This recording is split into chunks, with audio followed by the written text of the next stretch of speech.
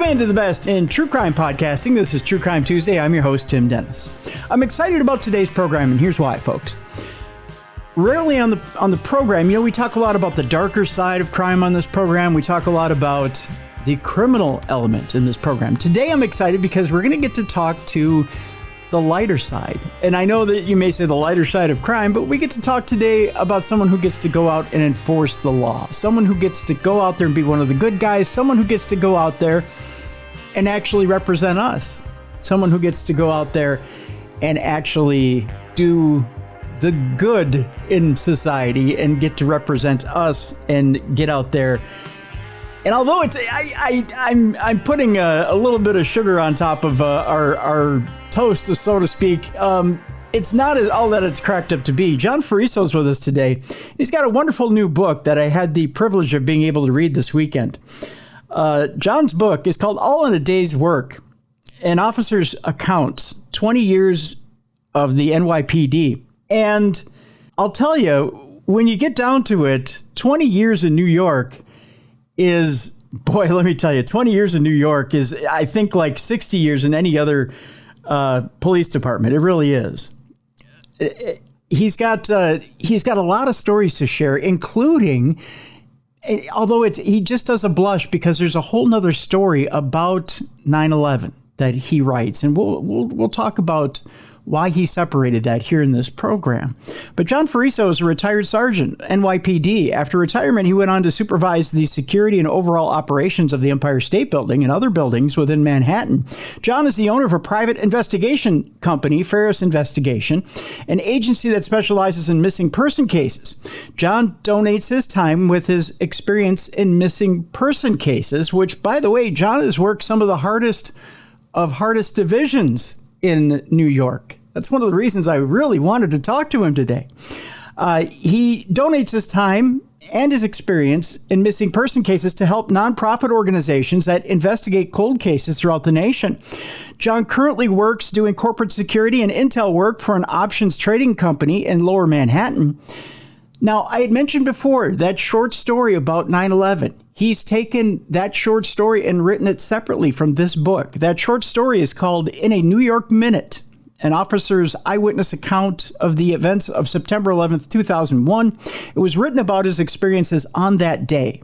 Now, there are some accounts in this book that we'll talk about. He does give some very poignant accounts of that day and some flashbacks about that day. But the whole entire story is in that short story. He acquired a master's degree in ancient history. He's a married father currently working on screenplays involving the Roman Empire and its paradox of keeping the peace in ancient times. We have a link in the description of this program so you can find out more about this wonderful man. Let's bring him in now to True Crime Tuesday. Ladies and gentlemen, here's John Ferriso. John, welcome into the program. Great, Tim. Thanks for having me on. Thank you for being here. And thank you for your service, sir. It's greatly appreciated. And thank you for keeping the people of New York safe and the people of the world safe. I want to start out a little bit slow, and then we'll get into it here. You mentioned it in the book, but I'd like you to mention it to the people of my program as to what interested you in becoming a police officer. First of all, because it's a line of work that I think when we're kids, it's romanticized, but it's not necessarily a romantic venture. What got you interested in it in the first place? Well, you just said it. It was as a kid, and it was I definitely fantasized about it. I was very in tune to police shows as a young age, and I watched them with my dad. And my dad would take me to the movies. I got a little older, take me to the movies. But I remember watching all the police shows going back to the 70s. Barney Miller, the Mod Squad, all those ones. And I even internalized them a little because I thought, and I says, that's very interesting what they did, and I want to do that. Mm-hmm. And I was a little kid, and I would tell people I was going to be a police officer. I grew up in Queens, New York. There are a lot of cops that come out of this neighborhood. It seems like this is where we come out of. So it's not everybody knows a cop here at Queens. So I had family and friends' parents who were cops, so it wasn't totally removed from me. I definitely, when I would see the movies, I would sit after the movie and go, one day I'm going to be a detective, and that's what I'm going to do. I didn't know exactly the route I was going to go, but I knew I was going to join the NYPD, and I knew I wasn't just going to be a patrol officer. I was going to do some interesting stuff because I had that drive to do it at an early age. What is it about now? Don't get me wrong. I mean, Queens is just kind of up and away from the, I guess what you want to call downtown or the main part of Manhattan. Sure. And then as you get further up, upper Manhattan, the Bronx and whatnot. What is it that makes someone from Queens want to come into the city and deal with the grit and the grime and the hardcore crime of New York City? What draws you? Well, we're already part of New York City in Queens. Yeah. So yeah, we're already part of New York City, part of the 5 boroughs. It's a blue collar neighborhood. It seems like there's a lot of middle class, some upper middle class, definitely. And there's a lot of other city workers. It's not just NYPD. You get sanitation, you get fire department. It's not uncommon. And, I hung out with 5 guys on the block and we played stickball. And 3 of us became cops. So that's a pretty big number just with my circle of friends. It draws you. I remember playing stickball and watching the police cars pass. And not only would I watch them, I'd say, what are they doing and where they're going? And I want to go. And they would just drive by. But I looked at that and I said, I want to go where they're going. I want to do what they're doing. When I saw police activity, my neighborhood was safe, but I did see police activity when I got on the subway, when I went into the city. I would watch the guys in plain clothes in the subway and I would say, I want to do that. I want to catch the bad guys. I want to put them away. And I saw good and evil, and I saw right and wrong at a young age. And, I knew I couldn't be Superman, of course, but I wanted to get involved somehow, and I did. But John, even when you're a kid, you had to have heard on the news about fatalities, especially the good guys. And didn't that set you back a little bit? It was... I remembered even in the movie Fort Apache the Bronx, there was some real violence towards police officers in that movie. And I thought about that when I watched that movie. But, I guess it would be like someone who's going in the military. It's like there are things you can worry about, the things you aren't. If someone's going to go into law enforcement and worry every morning when they wake up, because you put a bulletproof vest on. Yeah. And that any law enforcement will tell you the sound of that Velcro is a sound no one else can explain. When that Velcro goes on you, it's a shield. So if you're going to worry about what can happen to me all the time, you're not going to make it. It's not a job for you. Of course, you get nervous and you get worried when a bad situation happens. But a lot of times a bad situation happens in a snap of the fingers. You don't have time to internalize it till afterwards. There's a kind of a telling story in the book where you're young in your career and you happen to be... And I'm wondering if you can kind of tell the story. It happens when you're in a car and you're with your partner, you're kind of young on the job, and a robbery is taking place. And you're in your car and you just happen to be opening up the paper and you're not realizing that this robbery is going on. And you realize at this point that you could have been taken out. Do you know the story I'm talking about? Yeah, it's called At the Window. I know that story directly. Yes, I've been asked about that story a lot. Yeah. Could you inform my audience just a little bit about what we're talking about and why it's so important? And this moment, I take it, comes upon every police officer. It doesn't matter where they're working, but especially in New York, it has to come up. And you just have to realize that from this moment forward, you've got to be on your guard 24/7, 365, and that your life is in danger no matter what, no matter where you are, and that you got to have your head on a swivel. Could you go ahead and tell my audience a little bit about it? Correct. And the reason I wrote that story mainly was because I was complacent and it put me in a dangerous position. So I'm willing, to write that. So basically, when I was in the police academy, they warned us about that exact scenario that happened to me. The police academy, the instructors would come out and they were very confrontational. They would say, there are people out there that are dangerous. There are people out there who will try to hurt you and kill you. Do not allow it. Always be prepared. And in the academy, they told a scenario about cops who were shot in their car while reading the newspaper. And I remembered that story in the police academy. And the instructor even said that he was told that when he was in the police academy. So most of the time, police work, you are observant. You're watching everything going on. So I was a rookie at the time, and I was working with someone who really never worked with before. I would have probably forgotten who he was or what he looked like if it wasn't for the story. And it was a very simple assignment, which was there was Central booking is where the prisoners go when they are ready to see the judge. It was a busy day in New York City. There was guys that left over, which means that they were still in the precinct. The judge was way too busy. So I had to pick up his lunch, and they gave me the order. So me and my partner, wow, easy assignment. Let's go pick up the prisoner's lunch. Basically, you have two police officers driving around New York City picking up a bologna sandwich. That's exactly what we did. Right. So we drive into the confines of another precinct, which means that I was in the 110 precinct at that time, and we drove into the confines of the 103, which is a separate neighborhood and a separate radio division. I don't know if it's like that anymore, but back then, your radio did not work there. I mean, it worked. You had to change the channel and everything. So it's a whole process. And you wouldn't know exactly who was working there because it's on a different, although the 911 system is the same. So we're driving there, and it is common in police work to have conversations that have absolutely nothing to do about police work. So we were talking, and my partner with that day was just talking about his family, just talking. I was driving. So he's talking about his family. We pull up. He says, I'll be right back. I'm going to go get the prisoner's meal. So I remembered he got out of the car, across the street, went to the diner across the street. And this is before cell phones even. So I picked up the newspaper, reading the newspaper in the car, reading, head down, reading the newspaper, front seat of the car. And I don't know how quickly it happened. I heard like a bang on the window. It probably was an elbow. It was like a thud. It wasn't like a knocking. It was like a thud. Turned around, and there's a guy standing in front of the window with his arms duct taped, but like this, which I thought was odd. His arms duct taped like this. So I guess he was banging with his shoulder or his elbow. And there was blood coming down his face into his shirt. So immediately, I just draw the paper. So somebody just shot this guy in the head. What just happened to him? So I looked out the window. I didn't see nothing. As I opened the police car, he falls down on the floor. So I am thinking again he got shot in the head. So I saw someone running towards the police car. So I'm like, and the guy was good because he said to me, it just happened. It was right here. So I'm like, what's right here? He goes, the woman, she ran inside. They all left. So this happened very quickly. It was like 30 seconds from when I was reading the newspaper. The guy sits up with the hands taped, and he said that he was in his store, and I was parked in front of the store. And while I pulled up and parked, he was being robbed at the window.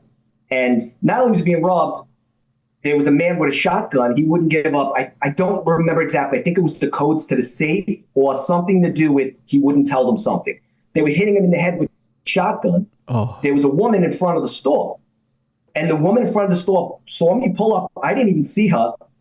The guy that ran up and told me that they just left told me that when I pulled up, the woman ran in, and the guy and someone else, so there was a third person, ran out with the shotgun in front of my car, which means that they ran out directly to my car and made the turn and ran front. I didn't see any of that. So that was their decision to not shoot it out. Wow. And if they wanted to shoot it out with me, they had the upper hand on me. And that is how quick it can happen. So basically, I unknowingly pulled right into that type of a robbery, and I was feet from it, and they ran out with a shotgun right in front of me, and that's how fast it happened. So that was a dangerous situation. My partner came out, didn't know anything happened. And he's like, what just happened? I explained it to him, and I had to explain it to him because it happened so quickly. And, it's one of those situations when you're glad you didn't get hurt or killed. You hope they catch the bad guys, and the person was not dead. He was not shot. He was hit in the head with the gun and was seriously injured, but not life-threatening. But that's how quickly that the prisoners, the bad guys, had the upper hand on me. Yeah. And like I said, they could have shotguns me in the car right now if they had to. They wanted to. Right. If they wanted to be thorough, they could have just dropped you and ran off, and then definitely could have ensured that they would have had no tail on them whatsoever. And nobody would have been able to, well, it's not like that you did identify them, but they could have made sure. And that would have been the sign that they were very thorough, very experienced, and would have known for sure that you didn't see them or identify them. I'll leave the rest of the story for the book so that so people can find out what happened with the rest of that story. Because it is very intriguing. It's a very intriguing story. And again, that's called At the Window. John, you've had some intriguing experiences with different people, and there's different personalities. And New York is a city full of millions of people, millions of experiences, millions of people who in that melting pot of a city that you get different psychological profiles and you get a taste of everything. And it's almost like you get to become an amateur psychologist in your job because you get to deal with all kinds of people, let alone later in your career, you become part of missing persons. So you do have to delve into the muck and the mire of almost a demented mind, someone who would take a person and abscond with them and of course end a life. You have some mighty colorful stories in here, my friend, of some people that, let's just say, some that you had to walk away from, some that you had to directly help because they had no other place to go. There's a touching story here in this that I found incredibly touching, and I'm wondering if you can tell us a little bit about this woman. There's times where we don't think about this part of police work, and that is a woman, an elderly woman whose house is burned down. And the extent you have to go to as a police officer in order to protect and serve. Can you tell us a little bit about this elderly woman? Sure. That was an interesting story because you're correct. We had to go extra beyond police work. And we were social workers that day. And we were, I don't know, we were getting shelter for a woman. Basically what happened was the woman, her house went on fire. And we, the first officers on the scene, they didn't get the full story. And I was driving the supervisor. So when we get there and, they were like, okay, the woman's house burned down. She was elderly. It was not a safe neighborhood. It was not a good situation. It was cold. It was winter. And, in these not the best areas, if they see an abandoned house, they'll think about going in it afterwards. And this woman lived alone. So it was not a good place for her to be. So the original officers got shelter for her. And just so happens, we were done. That was it. Okay, there was a bad fire at a house, nothing suspicious. She's staying with a friend. I was driving the supervisor. We went on and did something else. Ironically, we drive past the house later and we find her crying in front of the house. So, as concerned people and officers, we had to find out why she's back at her house crying, and she had no place to go and no place. That was it. She lived alone. Her house burned down. It was a shell. It was somewhat boarded up. It was cold out. It was winter. And, it's not, you're supposed to enforce the law, but you're supposed to also handle people's issues and complaints. I mean, there's a lot of complaints as an officer you really can't. It's like, listen, there's some things that people need to figure out on their own, especially like that's not domestic, but family issues. We're like, okay, we're not that much of a social worker. But this was a situation when we really didn't know what to do. So my sergeant was like, just put her in a car and we'll figure it out. And, I don't come from a background of social work, but you learn it quick in law enforcement. Any law enforcement officer will learn social work very quick. And some are better than others. Some are very good. Some need work on it, but you learn it. It's just what happens. And she wouldn't get in the car. And I was like, man, we're not leaving you here. You have to go. She's like, I'm not going to the shelter. So I get it. I don't, she was elderly. Nobody wants to go in a New York City shelter. They were never good and probably never will be. So the shelter is only an extension sometimes of prison. So, she didn't want to go to the shelter. So my sergeant, he thought on his feet. He had more time than me. He said, let's take it to the emergency room. We'll figure it out. So I was like, okay, we'll just drive in the emergency room. And someone within that emergency room took the bull by the horns, I guess you'd call it, and made a decision, put her name in the computer and realized that she was due for it was some type of a second shot for something like inoculation or something. So he's like, well, she needs the second shot. We're going to have to admit her until then. So, the woman originally did not want to even go to the hospital. And I told her, like I would tell anybody else, and I'm in my 20s and I'm speaking to a 75, 80-year-old woman, like, I'm almost a child here. Yeah. And I'm saying, I don't know what to tell you, man, but if you go to a shelter, you're going to be sleeping with homeless women tonight. It's either that or the emergency room will figure it out. And there was nothing physically wrong with her. Right, so we did bring her into the emergency room, and the hospital administrator really did the right thing. Now, I don't know the ending of that story because I don't know, because we're not like we went to the hospital the next day to see how that woman does it. I mean, we left her in the emergency room for the night, maybe 2 nights, and she had no family. Just one of those sad stories in New York City. But that's the best we could do at that moment, was to get her shelter for that short period of time. And hopefully she ended up with a better facility than where she was.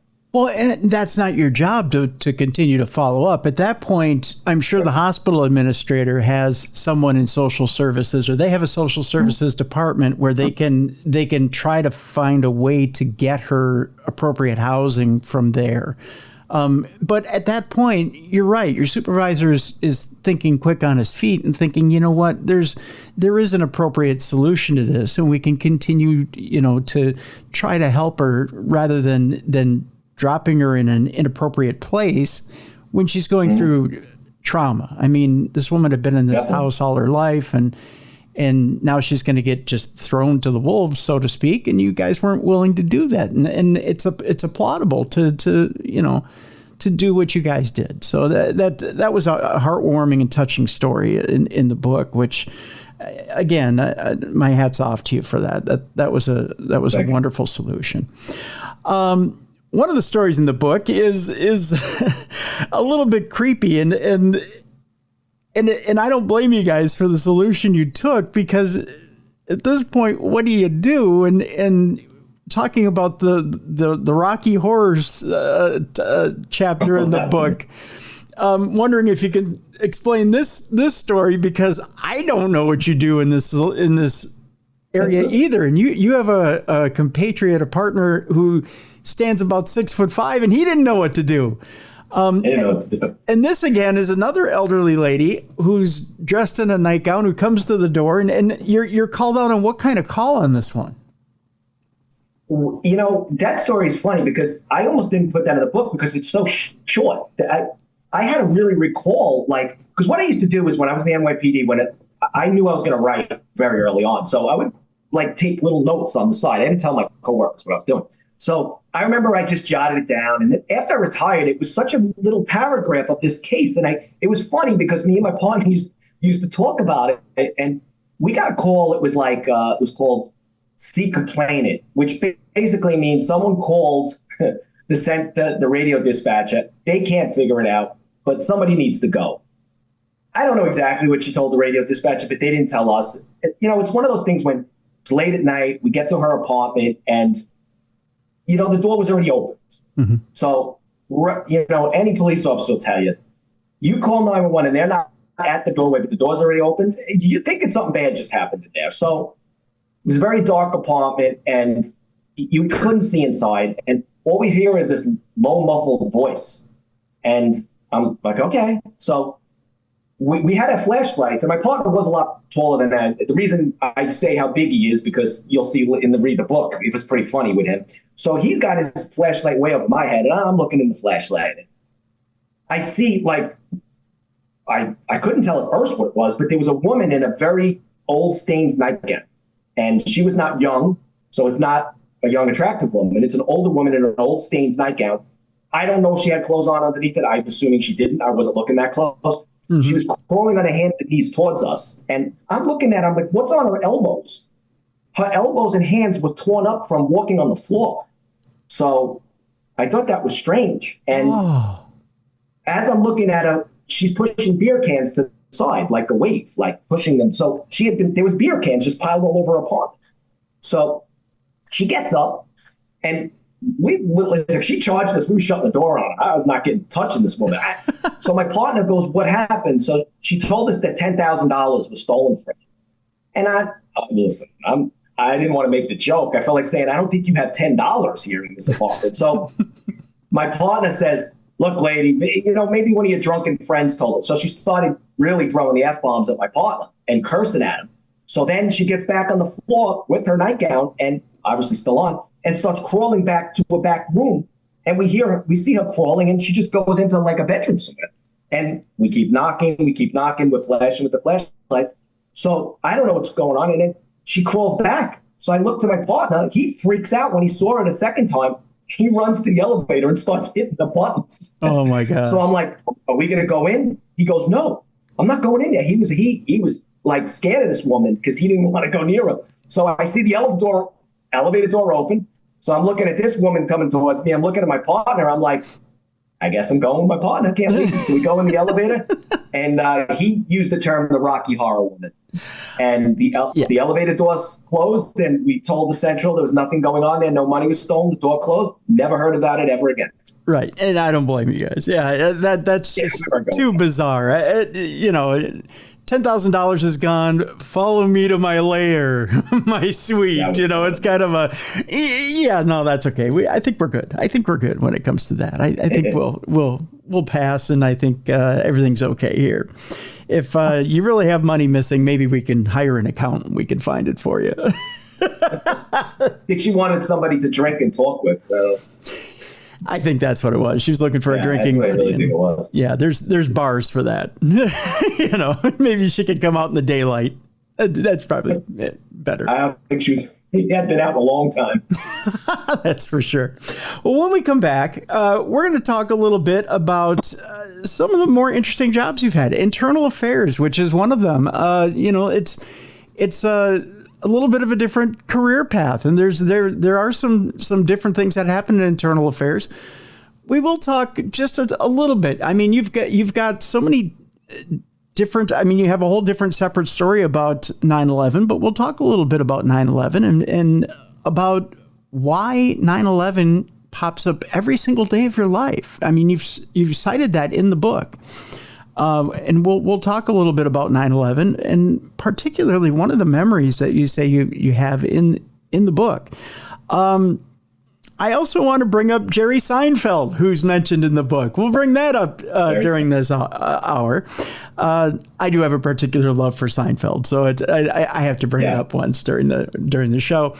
And we'll also bring up some more famous cases that are mentioned in the book. We'll just bring them up briefly. I'd like people to read the book and find out more about some of the more famous cases that are brought up in the book. But you have had some brush with some famous cases. And it's, as you would tend to, being in the biggest city in America. But it's interesting how you've run into some of these famous cases and famous killers.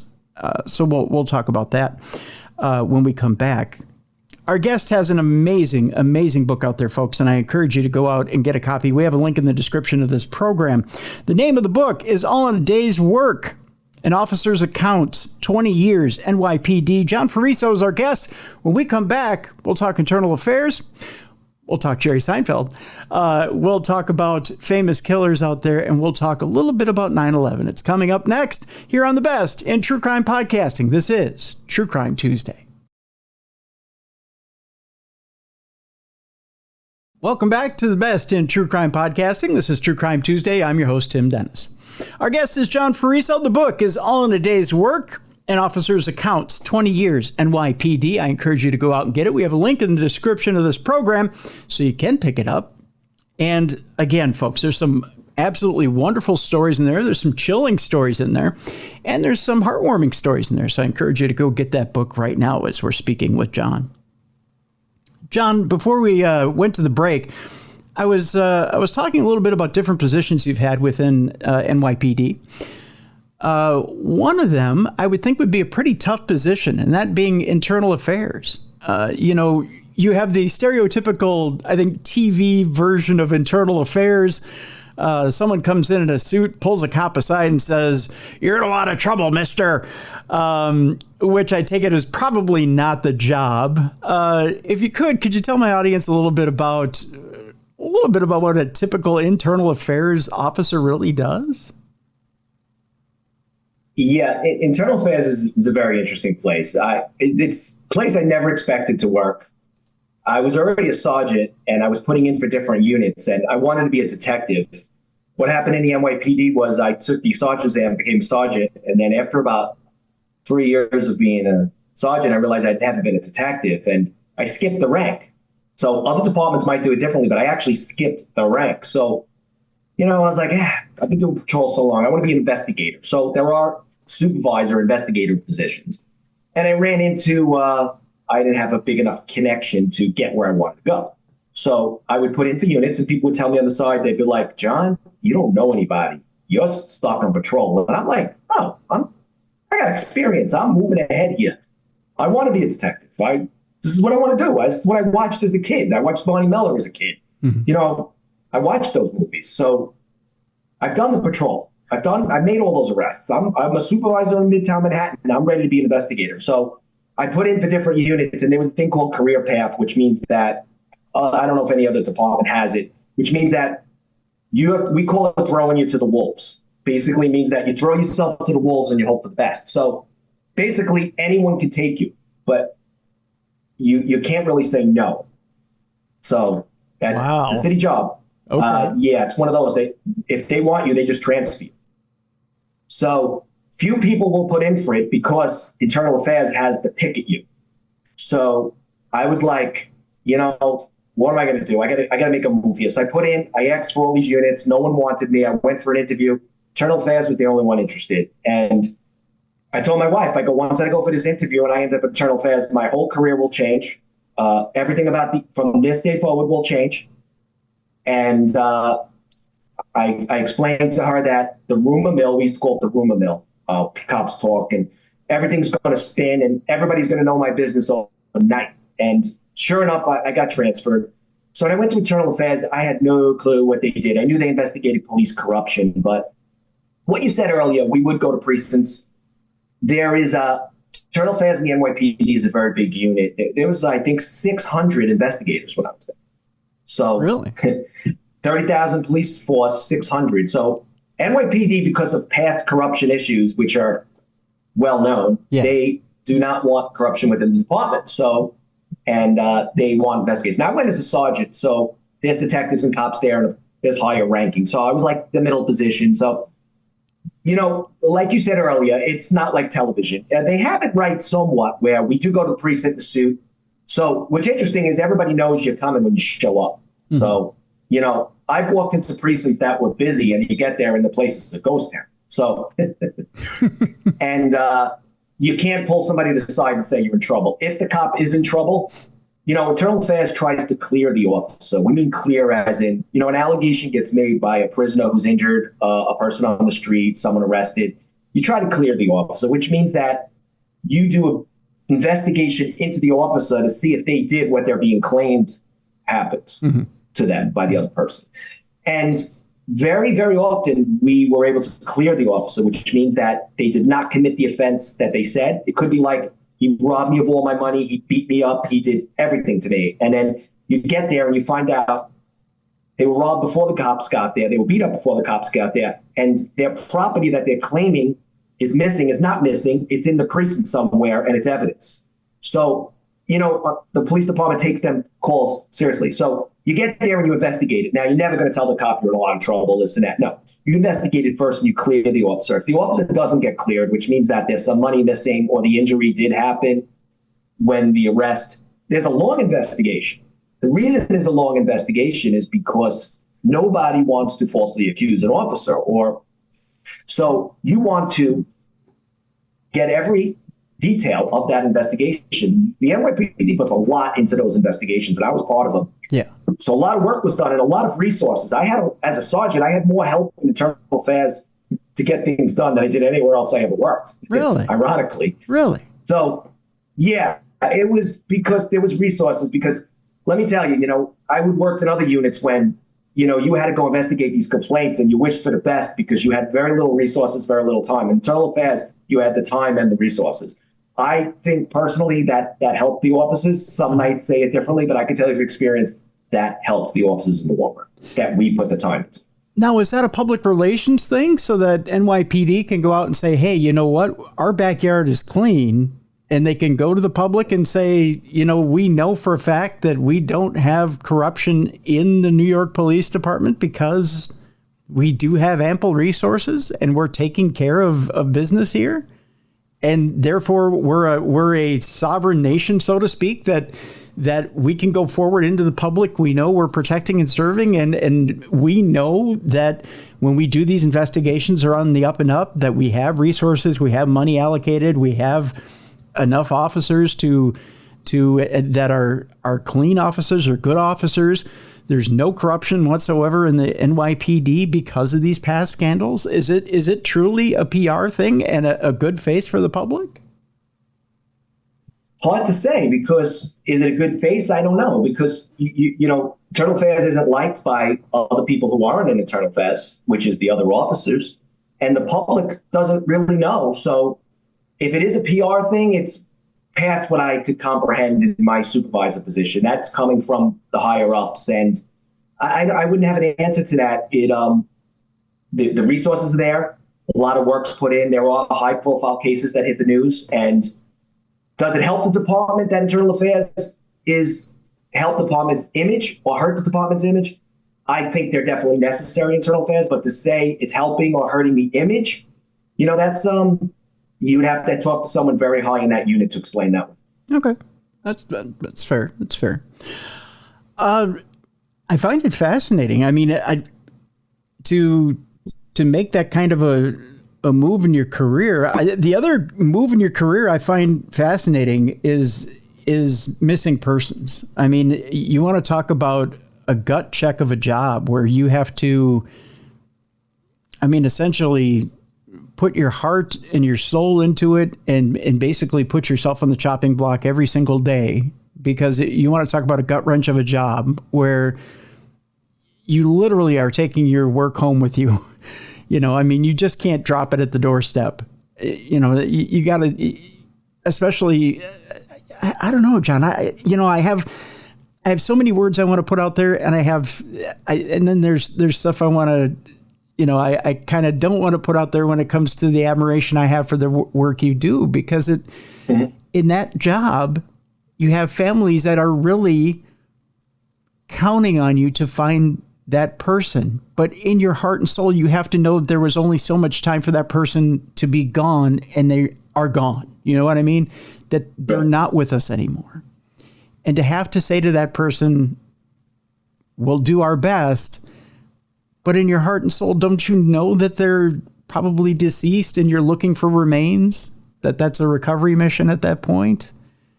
And yeah, we had a lot of scenarios like that where there are unfortunate situations when there are tragic accidents and there are suicides, when the body's just simply, we have waiting to find it.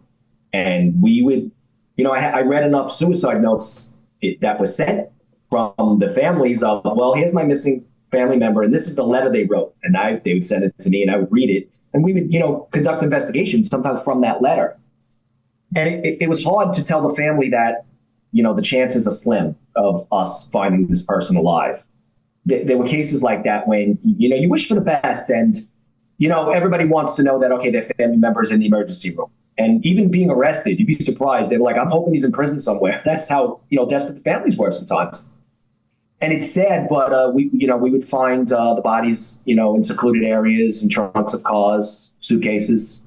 And it was sad that, we had to do the investigation. And then I would, I'd have cases, and I'd go out, I'd investigate a case for 5 days, and I'd come back in after the weekend, and they'd be like, Sarge, we found that body. He was in the park the whole time. Yeah, we already notified the family.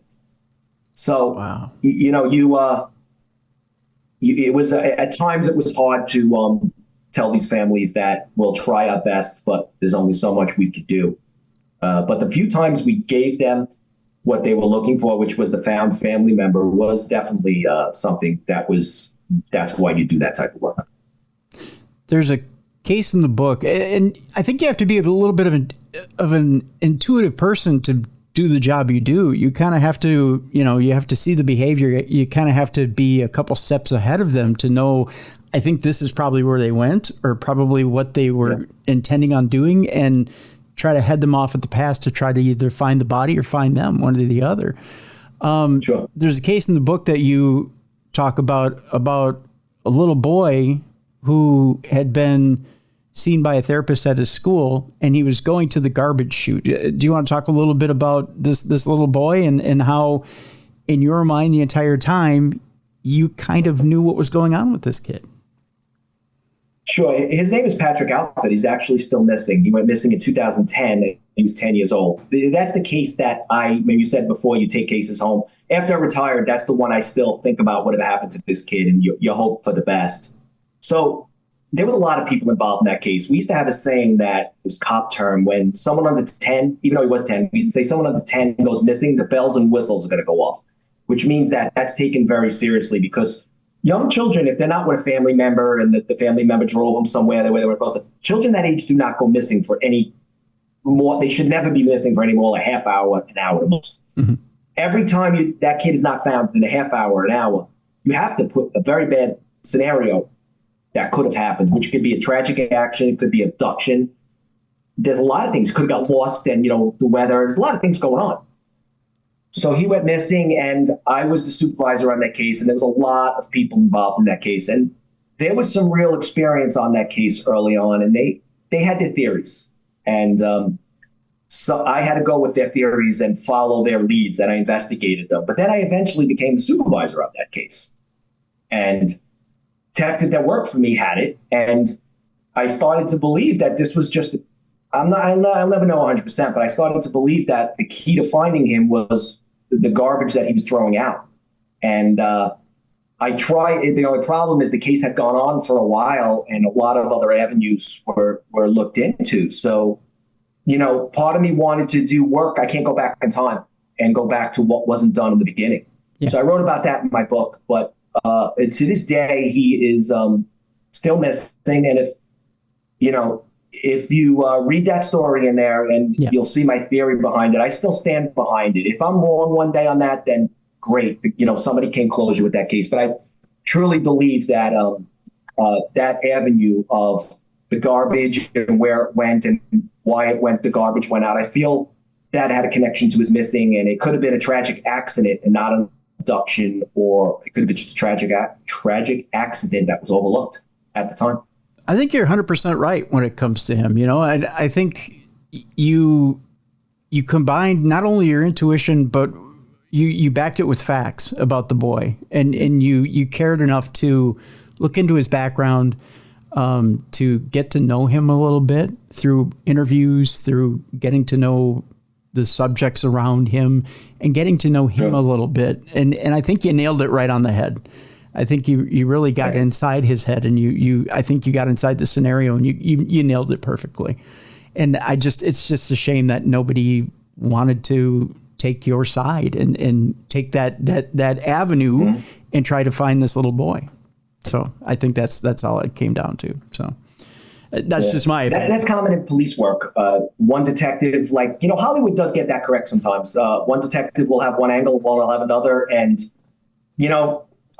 if you're not the lead investigator, the other person makes a decision, and you could follow an angle for a very long time. Like even now I do cold cases when people reach out to me. And when I get a cold case sent to me, which is similar to the scenario I just sent to you, when a nonprofit sends me the cold case, I don't look into what was done.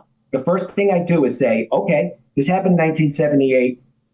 How did this person go missing? And I don't ask what was done. If I don't know, I don't ask. Mm-hmm. I actually go out, write it all out, what I would do in 1978 at that moment and what I can do now. And then I find out what was done. Yeah. And then I match it up because I don't want to put the idea in my head, well, they didn't do this. I want to say, wow, they missed this step. That's terrible. In 1978, they could have possibly found this person. And I don't we call it Monday morning quarterbacking. I don't like to do that, but there are times when, detectives have other casework. They have other things. Everybody's human. Mistakes are made. It's not that they were sloppy or didn't want to do their job. Just one little thing might have been missed. And I've worked on cases just recently that were cold cases where I will hopefully speak to the right person, but I'll tell the family, okay, this was missed. This needs to be done.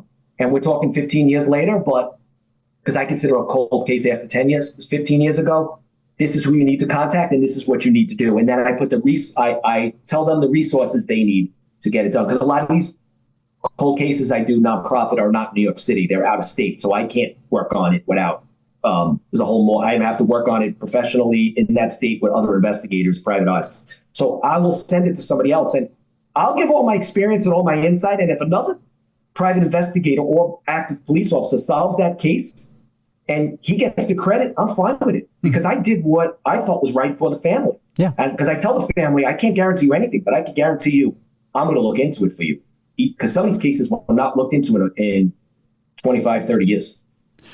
And as you point out in the book, you started to kind of get the, I don't want to call it getting the bug for digging into cold cases, but you kind of got that interest into digging into cold cases and starting to wanting to not solve them, but getting a different perspective. Is that a good way of putting it? Getting a different perspective and maybe thinking that there's a different way of looking at them by even like looking at the Lindbergh case. If we start talking about different things, you find a box up on a shelf as you're going to have to do menial work inside what you call one puzzle plaza, which is one police plaza.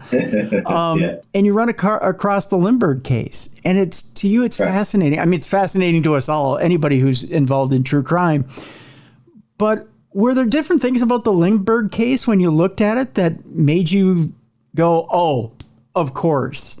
Or did you see it from a different perspective as maybe what was in the files? Well, I put that story in. It's called the Lindbergh case. Now, I found that file on accident because I was searching for something else in other files for something unrelated to missing persons, actually. And I wasn't even in missing persons yet, but I had that missing persons interest even then. And I accidentally found the case 1928. So the typing paper was different. Everything was different. It was, looked like an old movie. The way it was an old box, an old paper, an old folder. This thing didn't look like it had been moved in a very long time. And I had to climb the shelf to get it. The reason I climbed the shelf is because it said Lindbergh baby kidnapping. I'm like, I got to see what this is. Mm-hmm. And my partner had to hold the shelf for me because I was afraid it was going to crash down. So I climbed this metal shelf up, brought it down, and I opened it up. And I was amazed that detectives in 1928 were doing very similar work that's done now, which means that, they would get a tip. And the tip would be, listen, you got this missing kid. I'm watching it on television. My neighbor all of a sudden has a baby in the house. There's no kids. They don't have children. Detectives would have to go. And, obviously it was not the Lindbergh kid, and there was another tip about a woman overhearing a conversation on the subway, which could happen today in a serious crime. You overhear a conversation on the subway. It doesn't sound like they're talking about what they saw on the news. It sounds like they have inside information. I wrote about what the conversation is.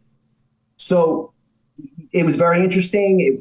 I looked at it, even back then there were psychics calling, and which is funny because they still call even to this day. Yeah. So, human nature is the same. And that case is interesting because even though the crime occurred in New Jersey, but the person convicted of, at the very least, having information for it. It's a very convoluted story. You'd have to look into it. The person convicted of having the ransom money basically lived in the Bronx. So that was the New York City connection to that case. Yeah. So what I saw was not, I'm sure there are very big files. This story I'm telling you, I've been contacted by authors who are writing about it. So there's still people writing about it. Authors are contacting me about the information, and I send them the short story. I go, okay, read my short story. That's all I have. And, does it help their book? Who knows? But yeah, I basically tell them there is more information out there. If you find, I guarantee you there's more case folders in old police precincts somewhere in regards to that. Because that was a major investigation for that year. That was probably up until then, maybe even the crime of the century at that point. Oh yeah, 1928. Most definitely. Most definitely. I'm going to take a little bit of a side journey, side jaunt here, because the other program we do here is a paranormal program, John, and I know you've probably seen some weird things on the job, and one of the weirder things that you mentioned here in the book has to do with a man who had a kind of a odd background, who commits suicide in his home, and you have kind of an odd experience that happens. We'll put it this way. It's a suicide in his home. I won't give away his background, but you mentioned that the TV lowers and then comes back up, right?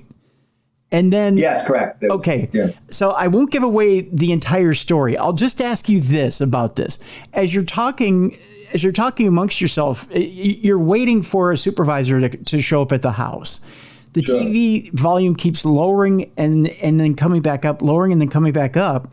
And you're talking to your eventual wife, Anna, on the phone, but she doesn't seem like she's too interested in a conversation. It's only when the supervisor shows up and you call the man Herman in the story. Name's changed, yes. Yes, the name is changed. And it's only when he shows up and says, Herman, quit playing with the volume of the TV, that the volume comes back up on the TV. This is my question on this, John. Have you seen incidents like this in your line of duty other than with Herman? And have you seen anything weird or strange like this other than with Herman in the line of duty? Something you would say would be strange, supernatural, paranormal, whatever in the line of duty. Bullets whizzing by, maybe missing you by an inch, where maybe you should have been taken out, things like that. Well, I know you have your paranormal show you have, and I'm sure you have a lot of stories. Yes, you read that story, and I will say to the audience, when you pick up my book, I found the photo of him. It's not what anybody's expecting. Just read the story. I can't even tell you the name of it because I gave up the whole story. Right. So you know what I'm talking about. Yep. I changed his name because I had met later on family members of his. I changed his name. It was a suicide. It was sad. And yes, the volume on the television was going up and down. I can't explain why. And it was an old black and white television, and there's copy in there because the detective was getting annoyed and screaming his name out because of the television going up and down, which was the volume. I can't explain it. I don't know. I thought it was kind of an interesting story, the way the detective was angered about it and how we found the photos in the guy's house. You know, suicides are a sad part of police work when death occurs, and those things happen. Can I have any other story to give you? No. The closest I have is the story in my book, which is the last story. It's called One Phone Call 33 Years Later. Mm-hmm. If you didn't read that one, I could explain it to you. Oh, I did. I've read the entire book. Yeah. Okay. Now, that story, it's a very long and convoluted story. I'll make it very short. And anyone who's interested, please go to my book and get it. When I was a child, I was 9 years old, and I was very interested in police work, obviously, because I said that earlier. There was a case on the news, Ep88, a famous missing child here in New York City. He's actually the first child on the half and half milk carton. Mm-hmm. Mm-hmm. So he was the first one on the milk carton. That's when the milk carton kid started.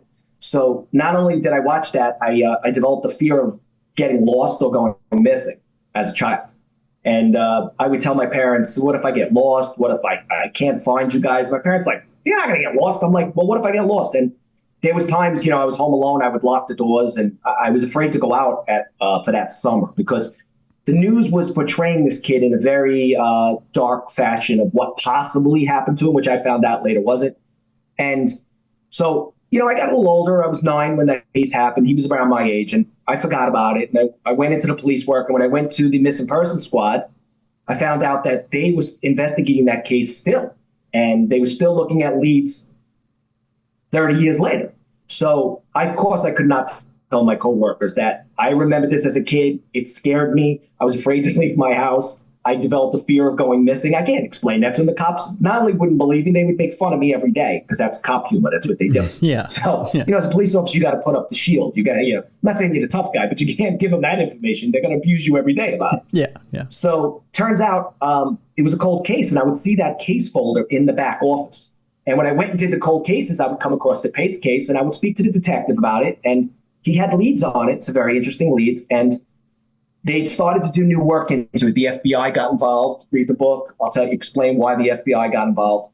And everybody that day went out to dig up a basement in Manhattan where he went, close to where he went missing.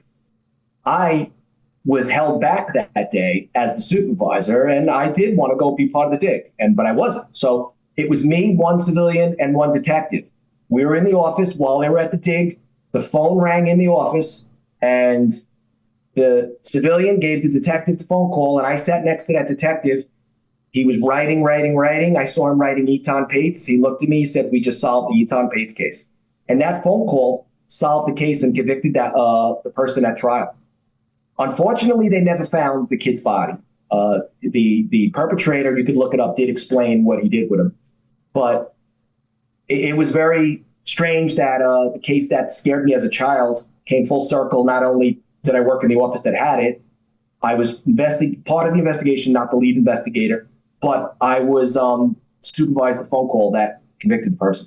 It came back to you. That's the thing. I mean, and maybe the whole reason it scared you so much as a kid is because somehow, subconsciously, you knew you were going to run across it as an adult. I never thought of that. You know? Wow. Okay.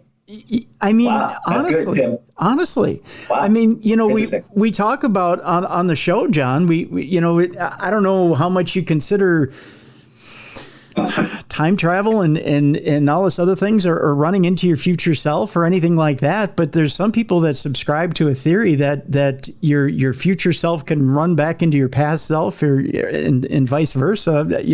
I don't know. It's a lot of confusing things that kind of blow your mind at times, or even having a bit of ESP or somewhat sensing about what your future may entail, or having a bit of intuitiveness. And again, you having a bit of an intuitive sense, having been a missing persons, maybe you just intuitively knew someday, looking at that half and half carton, looking at Eton, knowing that someday I'm going to have something to do with finding that kid's killer. And it that's interesting too. I don't know. Maybe. I don't know. I mean, if I had all the answers, I'd be a billionaire, but I'm not. But I'm just saying, maybe that just it tripped a trigger inside your head, saying, and that can scare you as a kid. That can scare you because knowing that you're going to potentially face a kid's killer, that would scare the crap out of me as a kid. Mm-hmm. It absolutely would. Just saying. Wow, that's interesting. And I wrote about in the book that I never pondered why I was there when that call came in, but if I had to go back, I would much rather been there when that phone call came in than being at the dig, because now I could tell this story the way I tell it. Yeah. And, it's up to the audience to read. There's much more to that story when you read it. Yep, there is. And much, if the audience wants to read it and they could come up with it, but I don't have an explanation for it. But I put it in the story because I found it interesting. And that's a story that I always tell in a podcast because, obviously you want to talk about something that's interesting. And I find that out of all my stories, interestingly enough to tell other people. It's incredibly interesting. And we'll mention this in passing because again, I want to point people back to the book, but there is a mention of, and we've talked ad nauseum about Rodney Alcala on this show. We've done a few different shows about Rodney Alcala, the dating game killer. But there's a story about him in the book as well. I want to jump to a little bit about, and I want to talk about 9/11 because it's more than just a staple in your life. It has ruled your life. I think, for lack of any term in my vocabulary right now at this point, John, of trying to find words here for this. It was a seminal moment in my life, in everybody's life who's of that age, of our age. It is the moment where, I mean, let's face it, we had never been attacked on this soil, ever. Yeah. And it shocked our country to see what happened that day. Anybody who was alive at that day, who can remember that day, was shocked to their foundation. But to be there, to see that moment in person, I can't imagine. To have done the work at Ground Zero, I can't imagine. But what you describe in your book is just chilling. And to work there day after day after day, I tell you, John, but then to sit down and then to put it into words. Every person that I've sat with on this program over 18 years and talked to about the subject, to me, I can't figure out, because I operate a little differently. I kind of wear my heart on my sleeve. And for me to put something into words, to me, it's like, it would be like reopening a wound. And some people say, no, it's cathartic. You get it out, you put it on the page, and it's like you're expelling it and it's out there and I can breathe again. I need to ask you this question, John. So you've written this short story outside of the book, and then there are different stories inside the book. There's I think maybe three or four that are different chapters inside the book. You've put this out there now. Is there more within you that you could write? One, and then two, how does it feel to get it out there? Is it cathartic, or is there, because you say you live with this every day. There's a memory every single day that comes up that you can still see it in your mind's eye. And I don't blame you that every single day it's there. Is the wound still as fresh as it was 23 years ago? And is it cathartic to get it out on the page? Well, what happened was after it happened, I'm talking after like the next day, I wrote about in that story, in 17 pages, that me and my wife for a couple of hours, I told her I was going to the towers, and I hung up the payphone. And so for a couple of hours, she thought I was in the towers when it collapsed. Oh, God. And so I talk about that, and it's, it was, I caused a lot of stress for my wife, and I had to really, this is before cell phones, I had to make a lot, and there was no phones working where I was because I was a half mile from the building when it fell. So, I decided I came home, and the next day I was right back in Lower Manhattan, and I was back in it. There was no time to reflect, no time to say I can't do this, no time to this. I was ready to dig for survivors. I was given a different task the next day, which was directing traffic again, but I'm a soldier. You're going to give me a task, I'm going to take it. Directed traffic. And I came home, and my wife kept asking me if I was okay. Eventually, obviously, she did find out I was not in the towers, and became the family joke. Yeah, real smart, John. You call your wife to tell her you go to the towers, you don't call her back for 5 hours. But it didn't exactly happen like that, but it was the family joke, but we still talk about it. So as the days after 9/11 started to slow down like everybody had a task, and there was a lot of resources coming to the city. So I was given different tasks at the family center, which is what I wrote about in the book. Mm-hmm. And my wife kept asking me, are you okay? And I said, no, I'm fine. But I was okay. It wasn't affecting me because I didn't have time to think about it. And then the images kept coming back. I kept seeing the images of people jumping. That was an image I couldn't get out. There was a woman waving a chair from the building as the smoke rose. And I just couldn't get that image out. But I refused to let it negative. I didn't even have children yet. I was married, no children. I refused to let it ruin, because the terrorist whole idea was to cause mayhem in New York City. And how dare they? This is my city. I'm American. You can't just come here and do this. And not only that, you're not going to affect my life. So I started telling my wife I was okay. It's no problem. I could handle it. And I went back to the city, and I saw some things even afterwards that were not easy to see. Family members that were looking. I watched children giving DNA for their lost family members. It was hard, but was my job. I fielded a phone call from a very distraught woman, and she explained something very interesting to me on the phone about when she was in the building.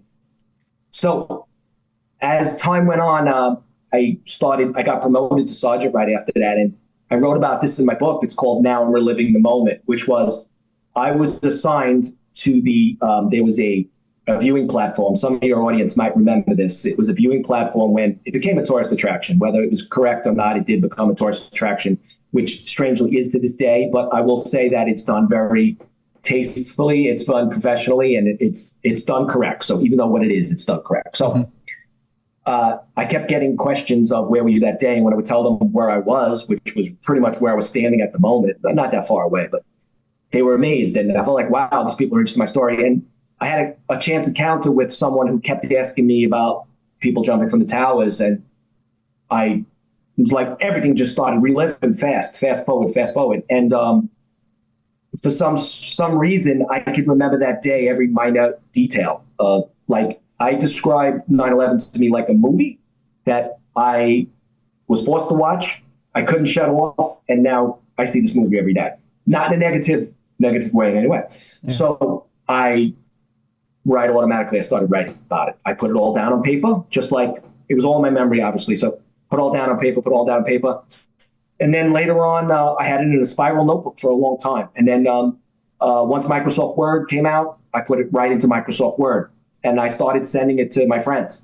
And my friends were like, wow, this is a great story. Maybe you should get it edited. So some people edited it, and a lot of people started asking me about the story. And I said to myself, I refuse to ever make money off this. If people are interested in my story and what I saw.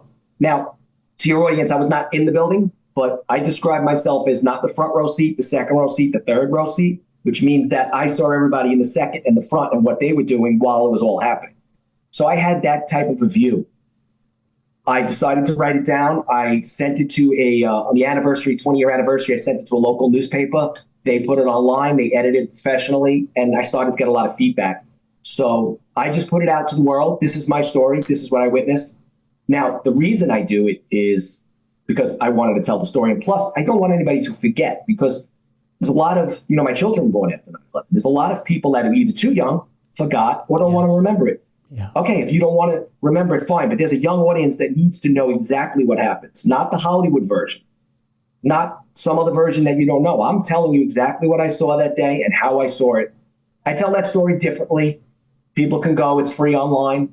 I tell it differently than anyone else has told it, because I saw it from far enough away where I could see what was occurring and how the planes hit and everything.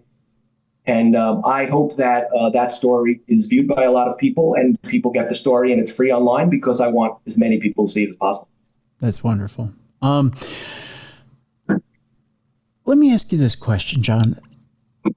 And you brought up a very good point, and then we'll lighten things up, and then we'll leave you today. And that's this. You brought up a very good point that you said it's not the way Hollywood portrays it. It's not the way it's even been portrayed in the last 20 years. There's one thing I've noticed that's really, really bothered me, because I know how it was portrayed in the news media 20 some years ago. I know what we saw live. I know what we were watching live, unfettered, what was being broadcast on screens, what you couldn't edit out. And I know now what's being edited and thrown in our face. It seems different. Is it different? Is it different than what you saw, what you're being shown 23 years later? Well, being that it was 23 years later, there was, people, I don't think anyone recorded on their cell phone. So some people might have had a video camera. You could see, if you look at it now, it's a lot of almost the same footage. If you notice it, a lot of it is the same footage from a similar angle. So, because of when it happened, it was an ancient history, but we didn't have the iPhone yet. So I think a lot of people are watching what the news saw, what the newscopter saw, what a couple of people on the street recorded. So we were more trustworthy of the news then.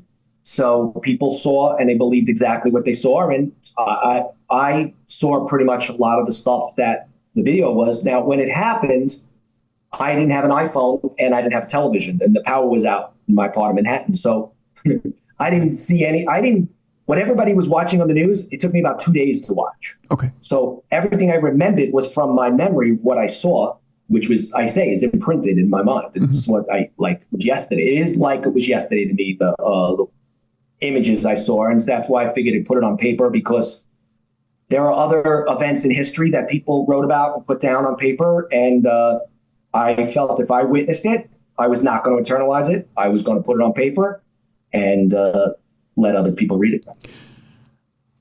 A lot of what you saw, even some of the stuff you wrote about in this book, I remember seeing people falling from buildings live.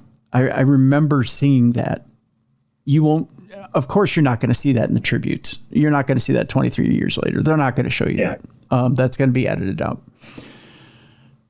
And it, in some people's lexicon, that's not tasteful. And you wouldn't see that. Sure. But I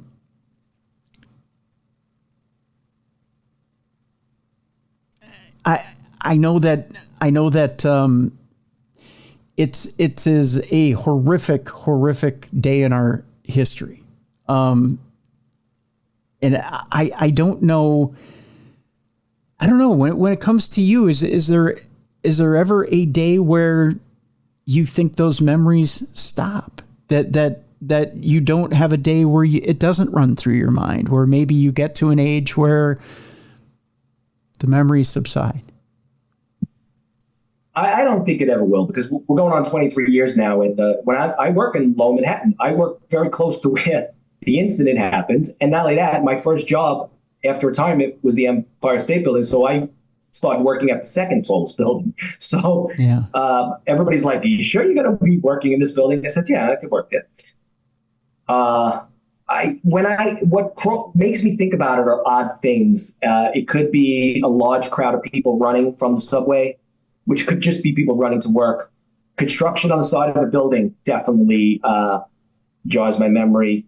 When I see a plane go in between two buildings, like just a plane in the distance goes in between two buildings in the city, it triggers my mind. And I've been down to ground zero, so I've already been there. And there are things that reminds me of it every day. Ironically, it was such a beautiful day in this city. The weather was absolutely perfect. You couldn't, if you were coming into Manhattan that day, besides what happened, it was the perfect morning. Perfect. Which meant that I don't think there was a cloud. It was not hot. It was not cold. It was sunny. It was September. So summer was over. So ironically, there are days when I'm in Lower Manhattan when the weather is perfect. I do think of it. Yeah. So I don't think I will ever. Like I said, I think about it every day, and it's been every day since 2001, and I will continue to think about it in some fashion every day. Okay. Let's lighten it up a little bit before we leave you today. There's a short chapter in the book which kind of makes me laugh. You talk about what it is a lot of times when you have downtime as an officer in your car, things you might talk about, whether it be family, whether it be what's in the paper, what's going on in the news, whatever it is. One of the things that you bring up is at the time that you were an officer was Seinfeld, which was kind of what was hot as far as a sitcom. I got to ask you, do you still have that love for Seinfeld? It's been 30 years. Can you believe it? It's been 30 years since that show was hot. I can't believe it. Seinfeld, he had that dry humor, and most cops like Seinfeld, not all, but the cops that liked it, there's something clicked. And Seinfeld was popular with police officers, and I don't know what it was because there was no real police stuff ever on that show, but I guess it was a Manhattan thing. And I was working in Queens at that time, and we would go to work the next day and talk about the episode because for your younger audience, you had once a week to watch a show. Yeah. So Seinfeld was on Thursday night. So Friday, you bet everybody was talking about Seinfeld. Yeah. So it was the same partner that was the guy with the Rocky Horror Woman. It was the same guy. And he was like me. He wanted to be a cop when he was a little kid. And we grew up different parts of the city, different backgrounds, me and him. But we had a similarity where we both wanted to be cops. And we were talking about Seinfeld that day. And I remembered we were driving around, and there was an episode about Seinfeld about takeout Chinese food. Yes, so every time we saw a Chinese restaurant, we thought about it because Seinfeld was on a list for changing the order. So it was the ongoing joke, the Seinfeld. So obviously, like I said earlier in this podcast, that you're in the police car and you're talking about stuff that has absolutely nothing to do with police work. So there could be two cops. If you ever pass any of your audience who has no law enforcement experience, if you pass two officers in a car having conversations, 99% sure they are talking about something so obscure it has nothing to do with police work. Nothing, zero to do with police work. They're not. You can't talk about police work when you're there at work, but you can't stress yourself out like that.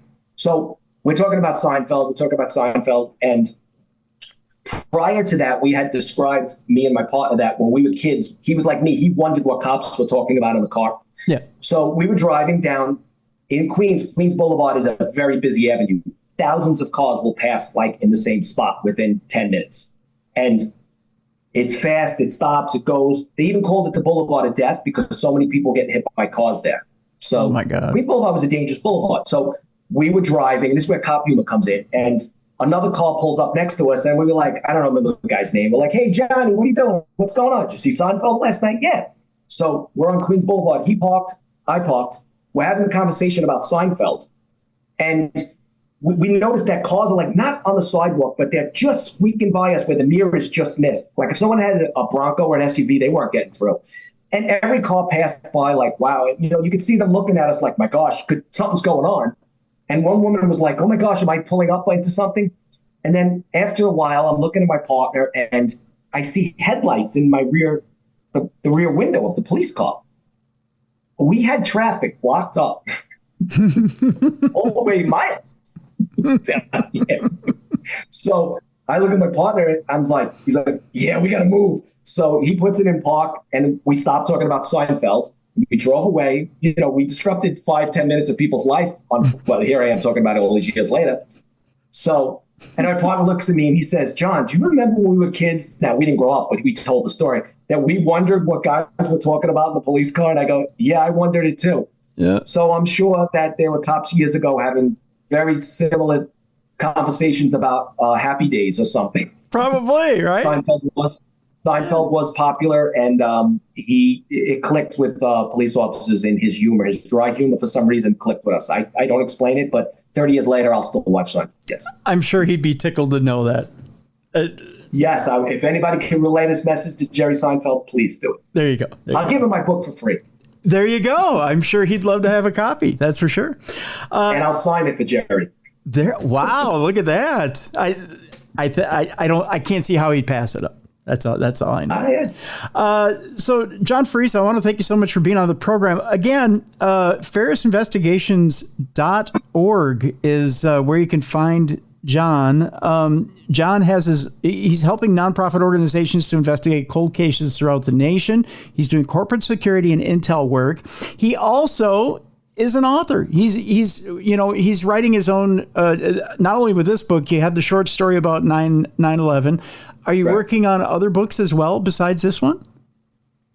Yes, it took a little different turn. I'm currently writing about how a screenwriter or an author can put a missing person investigation into their story, not only putting it into their story using the correct procedures, police procedures regarding a missing person case, because I read a lot. And when I read about missing person cases, authors are getting it wrong, unfortunately, many times. And so not only is it wrong, sometimes it's just not as bad. It's in the wrong order, which would be like they have a missing person investigation and they have the crime scene put up right away, and they have the wrong people in the crime scene. They have private eyes in the crime scene. They have civilians in the crime scene, or they have, the detectives on the scene way too early. And a lot of people don't realize the detective sometimes doesn't get to the scene quickly. He's called to the scene. Usually it's a rookie cop who's like, hey, I found body parts. I just put up a crime scene. Somebody's got to get over here.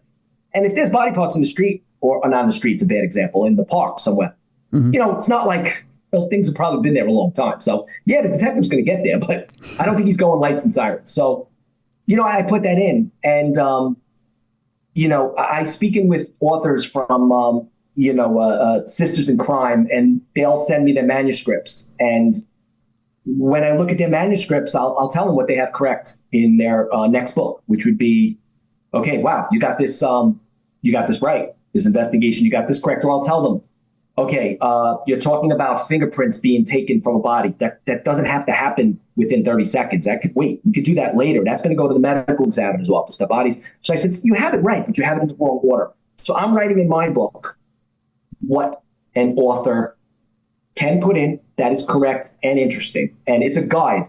And it's an easy guide, which means that I'm not telling a whole novel. You are interested in cop humor regarding a missing persons investigation, you go directly to my chapter on cop humor regarding a missing persons investigation.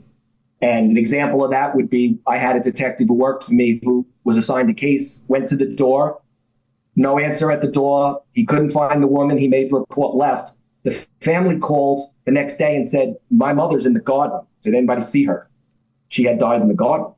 So we closed the case, and the ongoing joke with the detective was every time he went somewhere, we were like, make sure he checks the garden. No matter where he went, it was always the joke that he had to check the garden of where he went.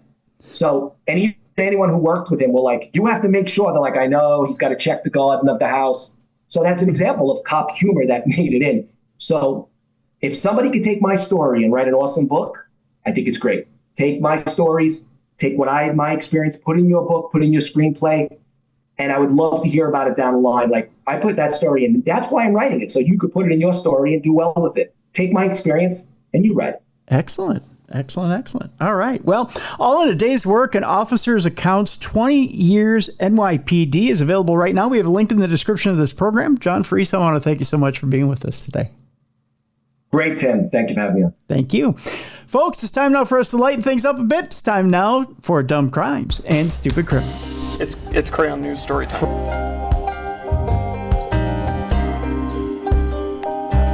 What happened with this dude, Christ Bearer? I heard he cut his penis off and then jumped off a balcony.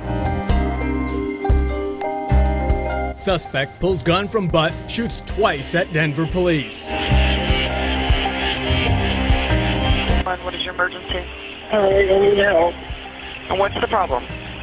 I'm too high. You're too high? Yeah. It's that time you've all been looking forward to, the time where we do some dumb crime, stupid criminals. It's time to start harshing other people's gigs and calling them out as far as their intelligence level in the criminal sector. I guess I'm getting too technical about it. And to do that, we need a co-hostess. So we bring in one of the best in the world. We bring in the intelligent, the witty, the funny, and the beautiful Jessica Freeberg. Hi, Jessica. How are you today? Hey, Tim. I'm great. Oh my gosh, you sound wonderful. That's the other thing. I know. You got a bit of a tech upgrade there, lady.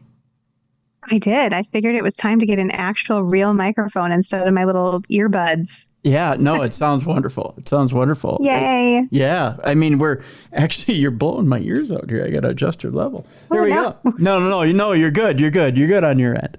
We're ready to rock here. We have quite the dumb crime, stupid criminals today. I got to tell you, today was a little bit of a fishing expedition. I think with the middle of summer comes heat and a little bit of laziness in the criminal element.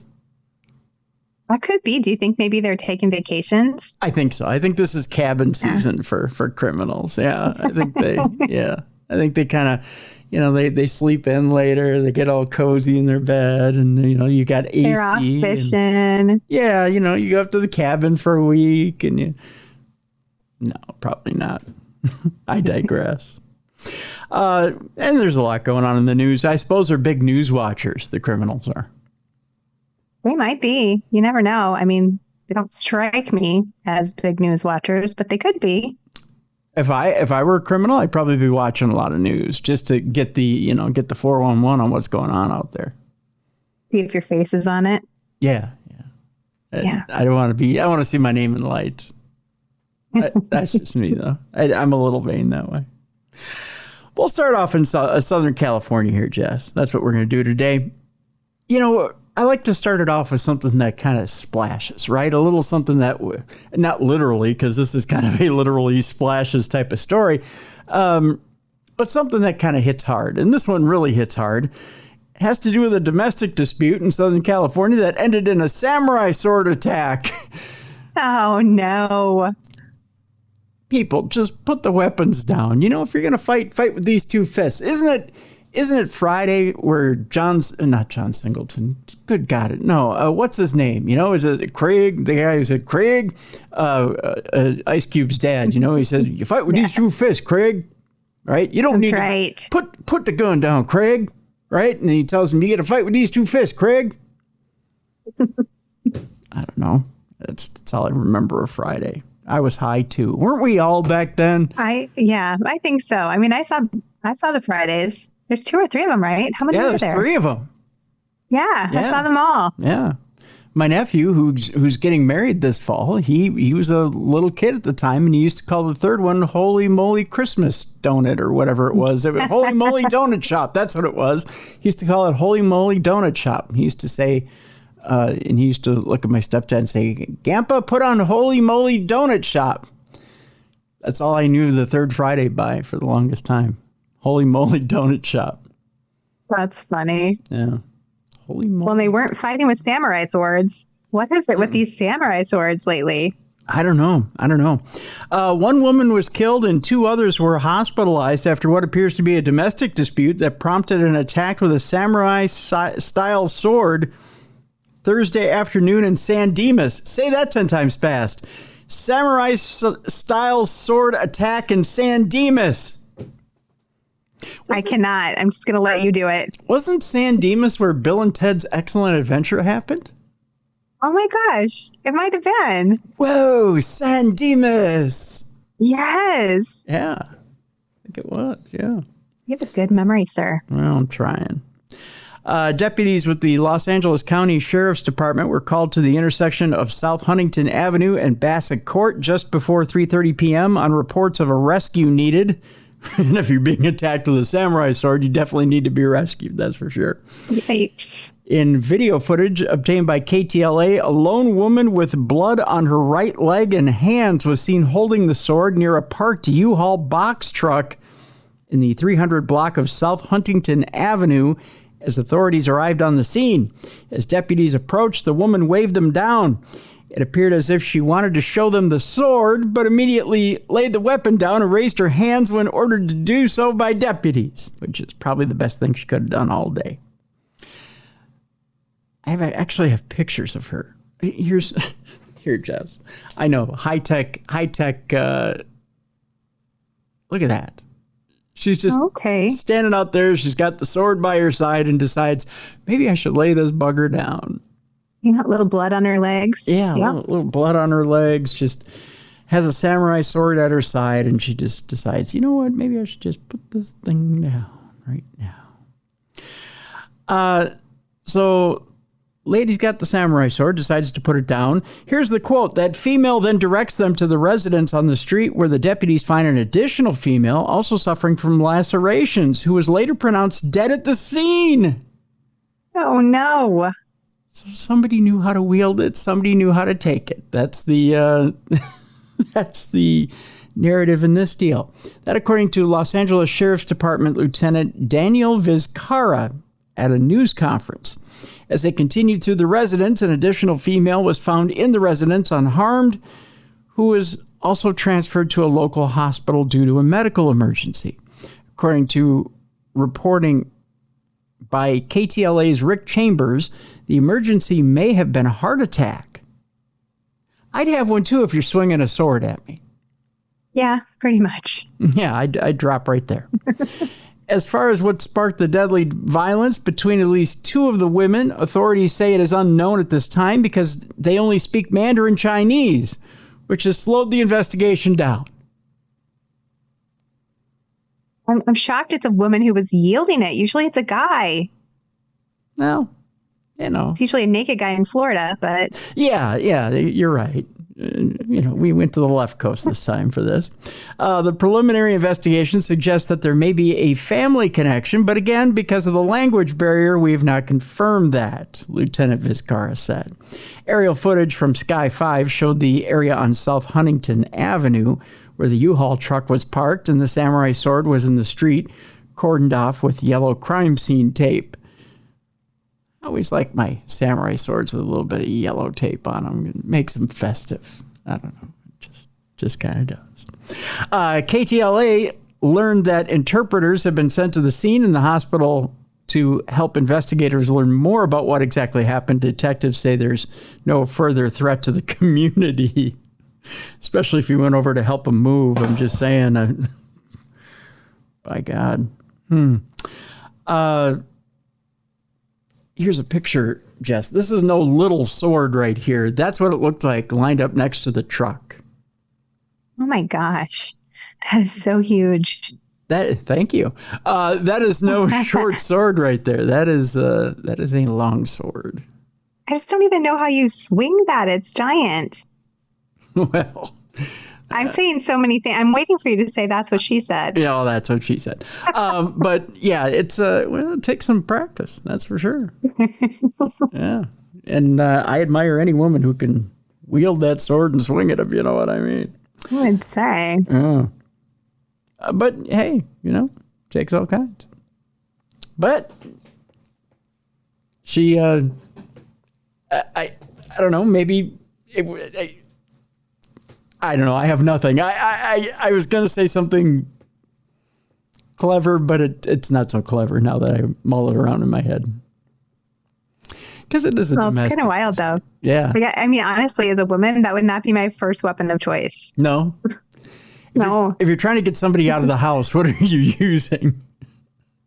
What am I using? Yeah. I don't know, maybe like a butcher knife, but I don't want to be wielding a giant sword that's as long as my whole body around. I mean, I feel like I'd hurt myself, accidentally cut my own leg off. But if you're skilled with that thing, I mean, I guess some people, when it comes to, swords like that, they just wield them like it's part of their body, Yeah, maybe she's had training. I don't know. Good point. Although if she's a little bloody, maybe not. I don't know. I'm a farm girl from Iowa. I'd be more likely to come at you with a pitchfork. Okay, that in itself is a little The pitchfork would be enough to make me want to go home and stay there. I'll give you that. Well, here's something a little less, a little more mundane, a little less dangerous than a samurai sword, Jess. A man menaces another man with a hammer, but you never bring a hammer to, again, a knife fight. He ends up getting stabbed. See, folks, here's the thing. This is why when we fight, we put our dukes up. You put the old fists up, and you hope that they put their fists up. You don't, go, I got a hammer, and they go, I got a knife, and you go, oh, shit, and then you run. Yeah, because, sometimes you go to play poker and you end up losing badly. You know what I mean, Jess? Yeah. We go to Rochester, New York, where a 61-year-old man was stabbed on Friday night after police say he menaced another man with a hammer. Rochester police responded just after 9 p.m. to Sawyer Street, where they found the stabbing victim. Police say he menaced a 30-year-old man who stabbed the older man in self-defense during a domestic argument. The 61-year-old suspect was taken to Strong Memorial Hospital with non-life-threatening injuries. He'll be taken to jail when he's discharged. Here's the lesson here, kids. If you think you're Thor and you're wielding a hammer, chances are someone might have a bigger weapon.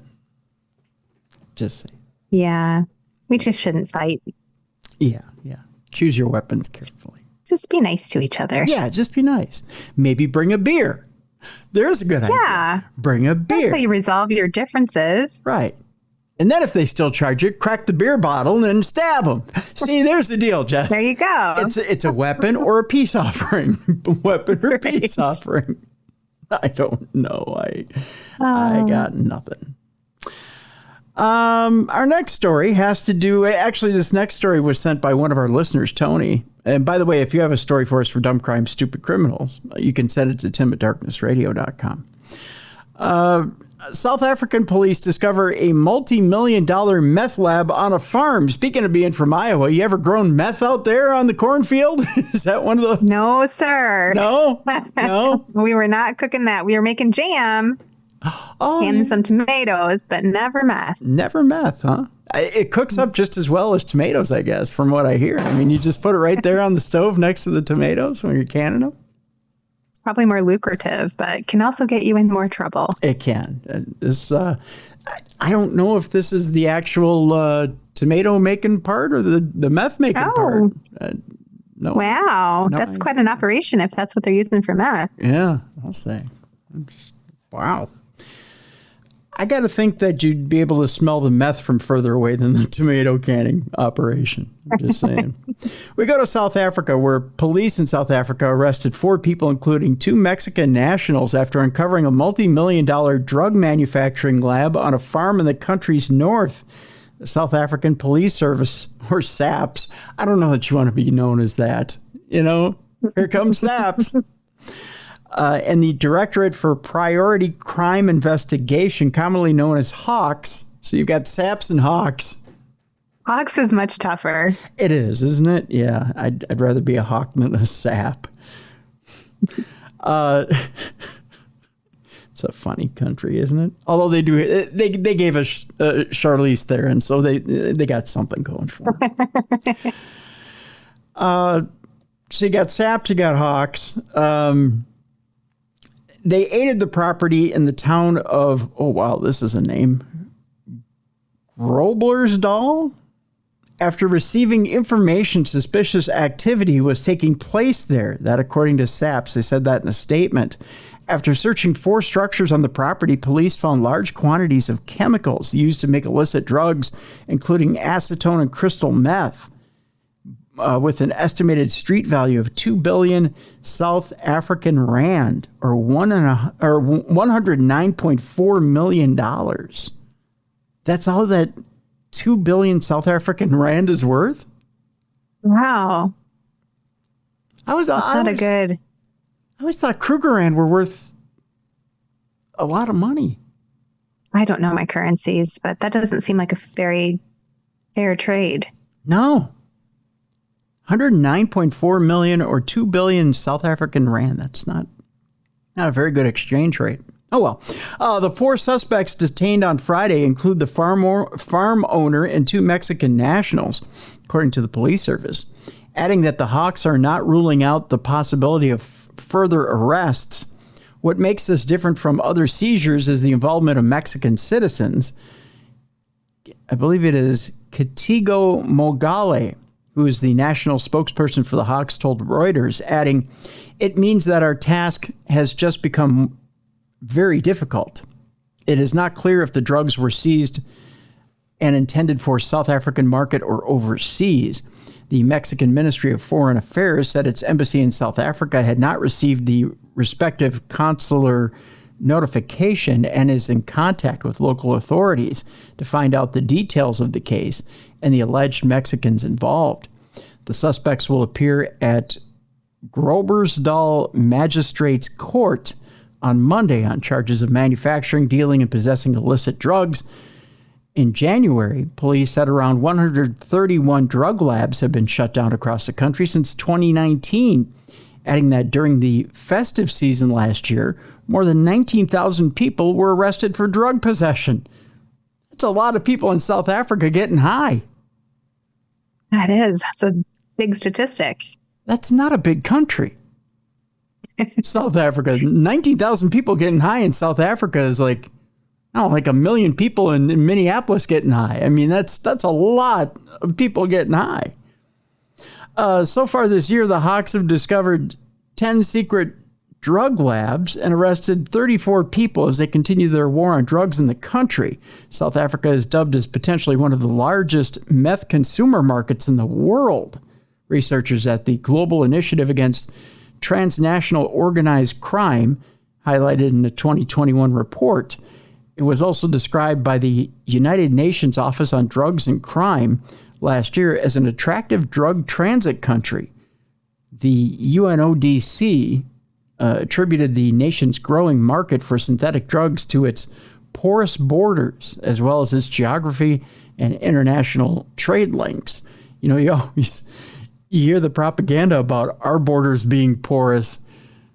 19,000. I mean, that's staggering. 19,000 people arrested for drug possession in this tiny country.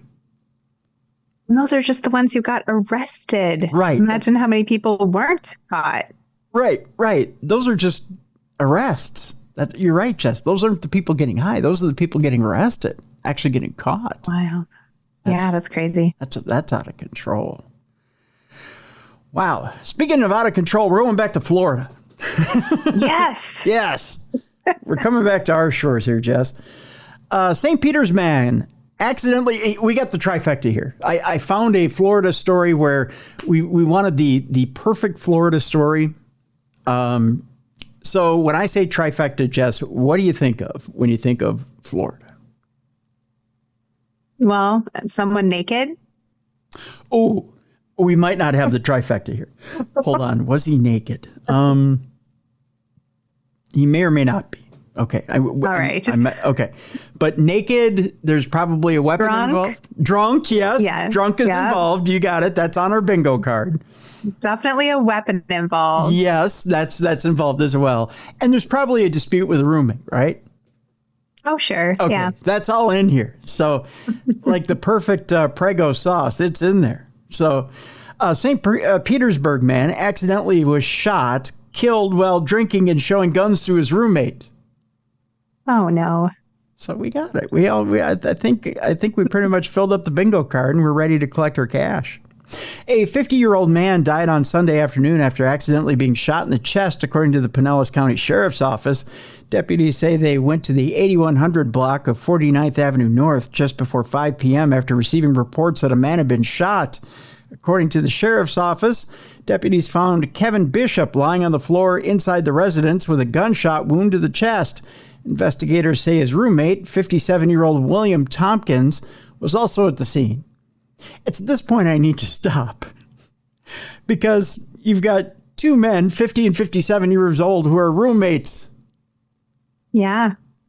It's not saying a lot about their lives. You're not in college, so it's not a college roommate situation. No. And why are they fascinated with their firearms at 50 and 57 years old? I don't know. Passing the time, I suppose. Hot. They couldn't go outside. There's two guys who aren't getting laid. I'm just saying that's pretty much the deal right there. You might be right. Yeah. According to detectives, Bishop and Tompkins were drinking alcohol. There's a shock. Well, Bishop showed Tompkins multiple guns that he owned. And I got this here gun right here. This one's a good one. See this one? That's a good one. I got this here gun right here. This one's a good one. This one shoots straight. And look at this one. I got this one here. This one shoots too. What is there to show? Unless you take it to a range, what are you going to do? Yeah. Here's the barrel. Yeah. Here's the trigger. This one here takes bullets. I mean, what? Huh? Okay. Bishop then told Tompkins that all the firearms were empty. Oh, famous last words, Jess. Oh, they're all empty. Not so much. God bless him, Mr. Bishop. During the investigation, detectives learned that Tompkins and Bishop both pointed guns at themselves. Why? That's so dumb. And each other, Jess. So they're like, bang, bang, look at, that's funny, bang, bang, they're empty. So they're pointing guns at themselves and each other while pulling the triggers, but they did not fire. No. Oh, come on. No. Gun safety 101. Yeah. They only would have had money for hookers. PCSO says Bishop took a Glock 21 from Tompkins, and as Tompkins' fingers released from the gun, Bishop grabbed it and was accidentally shot in the chest. Oh, it's tragic. I didn't sense a lot of empathy there, Jess. It was like... It's tragic. I was going to say, and really stupid, but I feel bad.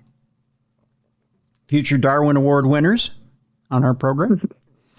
According to investigators, Tompkins left the home, called 911. Deputies say Bishop was taken to the hospital where he was pronounced dead. The sheriff's office says his next of kin was notified. They then said, who inherits the guns? I don't know. Now that guy has to find a new roommate. Yeah.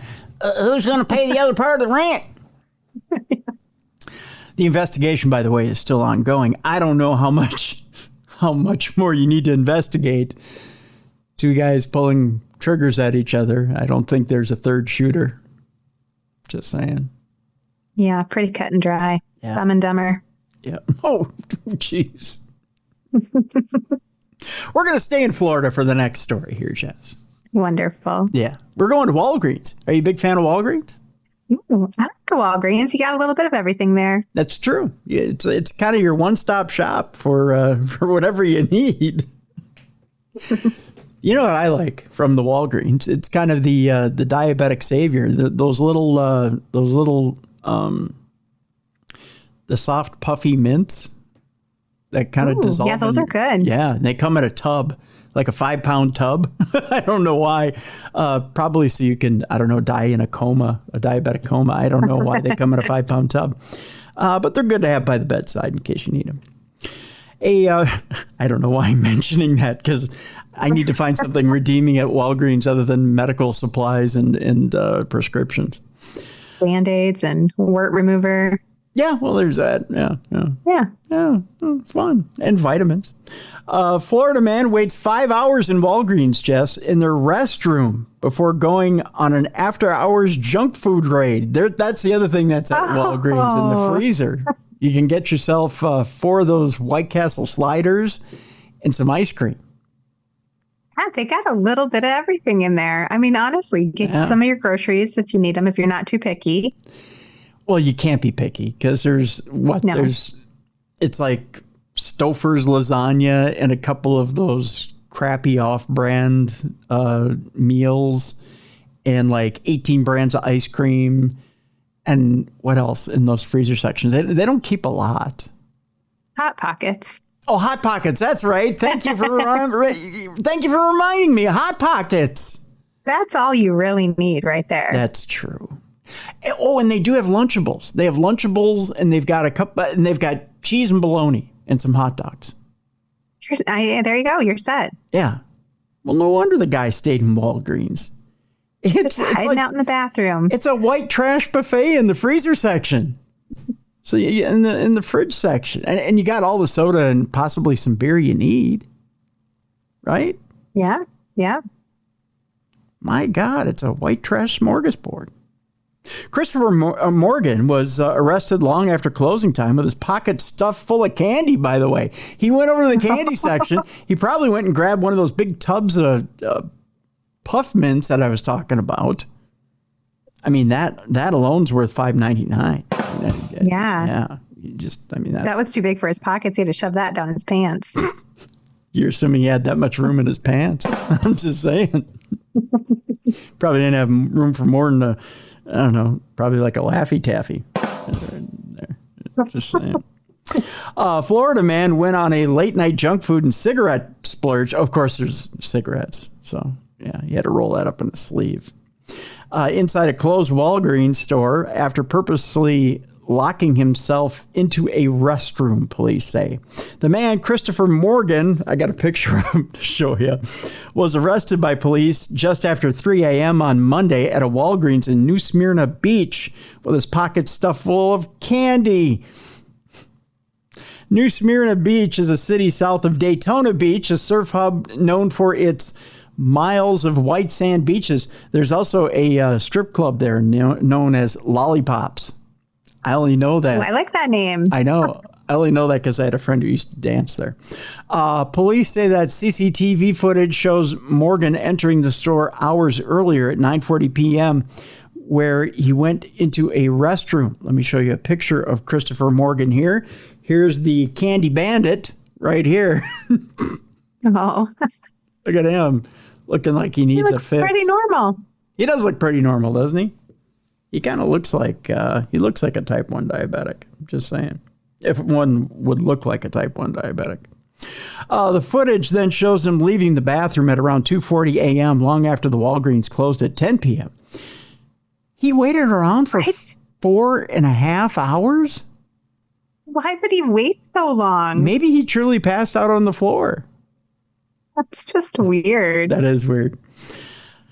So 4.5 hours later, he comes to and he walks around the store grabbing various items, including food and cigarettes. Morgan made no attempts to exit the business or call for help to get out, according to police, indicating that he had hidden the restroom intentionally in order to later steal the items. Maybe he didn't have anywhere to go. That could be. So here's the That's item. Sad. It is sad, yeah. Here's the items he took here, Jess. You ready for this? Morgan feasted on Tostitos spinach dip. Not the first thing I'd steal from Walgreens. That's probably been there for about 1.5 years. Because nobody goes to Walgreens looking for Tostitos spinach dip. Not my first choice. No, can you imagine how long that's been sitting there? Probably a while, but I think it's canned. It's in the glass jar. It can probably be there for a couple of years. Yeah, he did grab some chips with that, by the way. He got some Reese's chocolate, so good for him. Ghirardelli chocolate bars, so he does have finer taste. Solid choice. Washed it down with some Dr. Pepper. At least grab some water, cleanse the palate a little bit. He also treated himself to some Newport cigarettes because the cigarettes of the upper class, the Newport. Dear God, Christopher. Police responded, dear God, Christopher. I sound like one of the Sopranos. Police responded to the scene after an alarm in the store went off, and when they arrived, they spotted Morgan through the front doors of the store taking a pack of cigarettes from behind the counter. That's when he finally worked up the nerve. Just saying. Body cam footage released by police shows Morgan inside the store wearing a white T-shirt and sunglasses on his head. Of course he was. You don't want to wear them inside at night. That's a Corey Hart song. He was seen holding several items, including a bottle in his hand, as the alarm rang out in the background. Seemingly playing dumb with police, a confused-looking Morgan tells police, I came in to use the bathroom. and says he thinks the time is probably 11 o'clock at 2:40 in the morning. Yeah. He must have been on something. One officer asked if Morgan, anyone else. That doesn't make sense. One officer asked Morgan if anyone else was inside the building. He said he didn't know. Sure. Police cuffed Morgan and found an open Reese's bar and a package of cigarettes on him. Police say Morgan resisted efforts to place him in the back of a patrol car, and he then spat on an officer after being placed in the car. That's going to get the hood put on you. Don't do that. Yeah, then you really get in trouble. Yeah. And then the officer said, "You smell like Newports and chocolate." And a little bit like spinach. Yeah, a little bit like spinach. What the hell have you been eating? Like rancid spinach. You didn't take the spinach dip, did you? Because that's been there for like 3 years. Ew. He was arrested for burglary of an unoccupied structure, larceny, petty theft, resisting an officer without violence, and battery on a law enforcement officer. He has 2 prior convictions of larceny, petty theft, according to police. So this isn't his first go-around at the Walgreens, evidently. Evidently, he's tried this before, Jess. He's a repeat offender. Yes, he is. Our next story has to do with a man who's mad as hell and not going to take it anymore. In fact, he's so mad he went from Atlanta to South Carolina to commit his crime. Oh, pretty angry. He is pretty angry. Here's how angry he is, Jess. He didn't take his anger out on a building. He didn't take it out on a car. He didn't take it out on a major structure. He took it out on a flagpole. Flagpole. That's right. They say the South will rise again. Well, it was already up. This man wanted to take it down. We go to South Carolina, where a 23-year-old man was arrested for trying to remove a towering South Carolina eyesore. A man drove 3 hours from Atlanta, Georgia to South Carolina, where he allegedly tried to remove a gigantic Confederate flag that flies on a property adjacent to Interstate 85. That, according to police. Cops responded Saturday night to a 911 call about a trespasser climbing a fence near the towering Spartanburg County flagpole, which looms over the busy nearby roadway and was erected by a local chapter of the Sons of Confederate Veterans. Police say they encountered 23-year-old James Daniel, I believe this is Blitch, which if you take the L out of Blitch. Oh. Yeah. Just saying. He was found carrying a Dremel and tool bits when he was arrested. Blitch reportedly told cops that he did not agree with the Confederate flag and wanted to lower it. A lot of us don't agree with it, but we don't go around taking people's flags down. Asked about a reported vandalism the prior night near the flagpole, Blitch, who was described as upfront and cooperative, denied involvement. Charge, well, at least admit it. I mean, if you did the crime, do the time, right? Own up to it. Yeah. Charged with 2 trespassing counts, Blitch spent a night in jail before being released from custody Sunday afternoon after posting all of $465 cash bond. Blitch reportedly told cops that he had planned to drive back to Atlanta after lowering the flag. Blitch's address is listed in court records as his family's stately home in the upscale Buckhead neighborhood in Atlanta. How nice. He kind of looks like he's a little pampered. I'll show you his picture here in a minute. So I wonder how he even knew about this flag and why I mean, I get why he defended him, but like a state away, like he had to drive across state lines. My guess, if it's the Sons of the Confederacy, he read it online and just decided he was going to take up the cause. Oh, I guess. Yeah. Yeah. Blitch's parents are both lawyers. This is how he learned. His father is a solo practitioner, while his mother is a senior counsel at the Coca-Cola Company and a board member of the Georgia Justice Project, criminal justice reform group. So he was just in the family business. He was This kid has a good life, I think. So he was just going to take it upon himself. Look at the baby face on this kid. He does look young. Yeah. He said he's 24. He is kind of still a baby. Yeah. So he was just like, Mom, Dad, I want to go take down that Confederate flag in South Carolina. Cover me. They were like, sure, son. He's 23. Oh, 23. Yeah. They were like, sure, son, you go do whatever you're going to do. And they just shook their head. No way. Nope. You bring bail money. That's all they said. Just bring bail money and you'll be all right. And they left him out to dry, which is probably a good thing. He got to learn his own lesson. How you learn. Yeah, that's how you learn. You get caught and you get hung out to dry by mom and dad. Right? Speaking of being left out to dry, holy cow. Let me ask you this, Jess. I mean, you don't have to answer this question because it's a little personal, but what's the biggest credit card bill you've ever run up in a month? Oh, gosh. I mean, in a normal month, 0. Yeah, I mean... But in college, when I figured out I could have credit cards and I could buy all these clothes and pay for them later. Yeah, maybe a couple thousand. I had great clothes, though. Oh, I bet. Some of us, I mean, in college, some of us went ape shit. Pardon the language, but hey, I mean, some of us went nuts. Yeah. Who knew you had to pay it back? Yeah. I mean, wasn't it free money? Plus all that interest. Yeah. Wasn't it free money? Well, there's a guy who should probably know better. And he is a superintendent of a school in California. I believe this is California. Yes, El Cajon, California.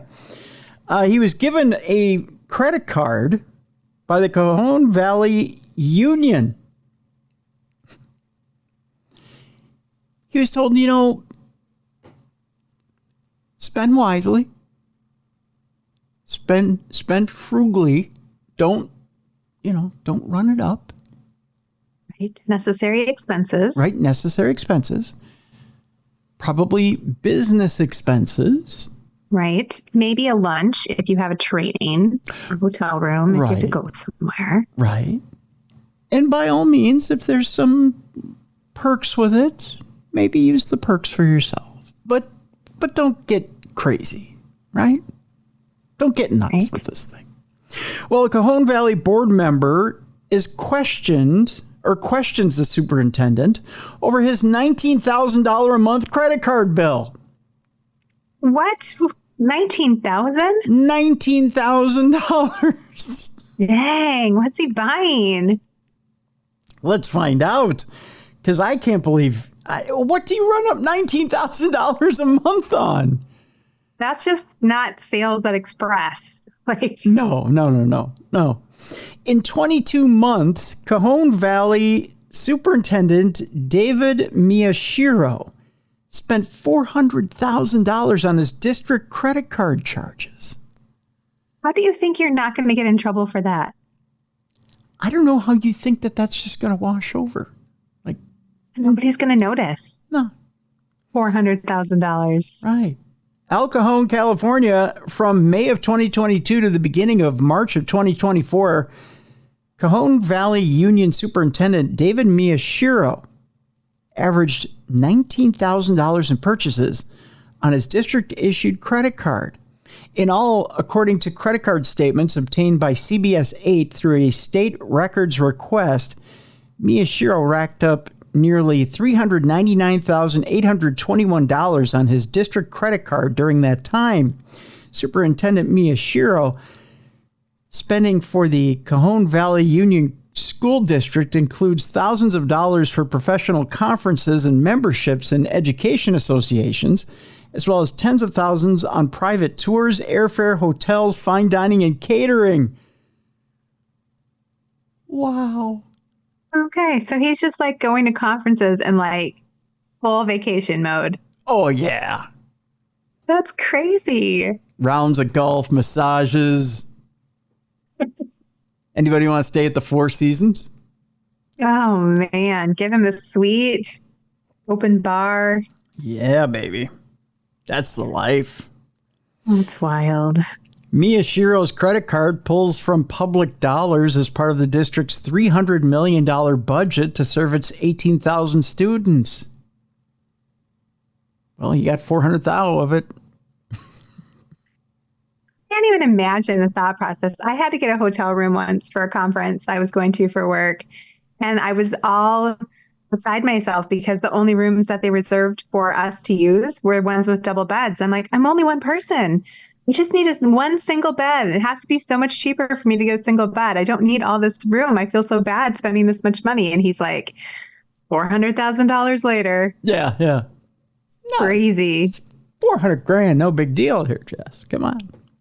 Wow. Cajon Valley School Board member Anthony Carnevale said he has been left in the dark about the spending and how the trips, hotels, meals, and private tours benefit the students and taxpayers. Well, they could have came with. I mean, the invite was open. I mean, anybody can come with them, right? It makes him a more well-rounded person. That's right. He learns, he grows, Yep. he gets relaxed. Yep. A relaxed superintendent is a good superintendent who's forward-thinking and brings forward-thinking ideas to the district. God, I'm such a good bullshitter. How do I get one of these jobs? I need a $400,000 budget for next year. That's all I'm saying. At Carnevale, meanwhile, we have classrooms with needs going unmet, who pointed to data that shows that 43% of students did not meet standards for English language arts in the 2022-23 school year, and half of the students did not meet standards for math. Oh my gosh, this guy is just a sleaze. According to county data, the K-8 district student population in El Cajon is among the most socioeconomically disadvantaged in the county.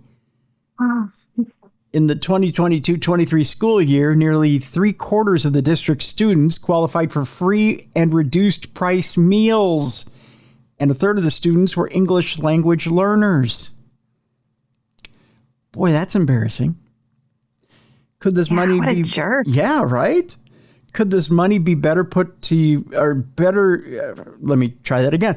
Could this money be put to better use for the students of the district instead of travel to conferences and sometimes three meals a day, he says? How does this benefit the students of the district? Criticism of the superintendent's high credit card spending has surfaced before. This isn't the first time. Wow, he's a repeat offender? Yeah. And they're just like, just don't do that again. Actually, and then he does it again. Actually, it wasn't him. It was former trustee Jill Bardo sued Cajon Valley School District and Superintendent. Oh, it was him. Sued the school district and Superintendent Miyashiro for allegedly creating a hostile work environment after she questioned the superintendent's high credit card expenses. The school district responded by filing a restraining order against Bardo over allegations that she had harassed the staff. Oh my gosh, she's like trying to call him out and she gets in trouble. Yeah. That's crazy. Judges in each of the lawsuits went on to dismiss the complaints. Now, more than 4 years later, there are once again questions over Superintendent Miyashiro's use of district-issued credit cards. Board member Carnevale hopes the questions will inform parents and taxpayers and let them decide if the benefits outweigh the costs. I don't know how you think $19,000 a month is acceptable. I'd be so mad. We're paying for that as taxpayers. We're paying for all of that. Yeah. Transparency is lacking in the district, Carnevale said. Parents have more authority than maybe they're aware. These are their schools. This is their school district. If you want to know how it breaks down, I'll tell you just quickly and we can move on to the next story. So Miyashiro is one of the highest paid superintendents in San Diego County as well as in the state.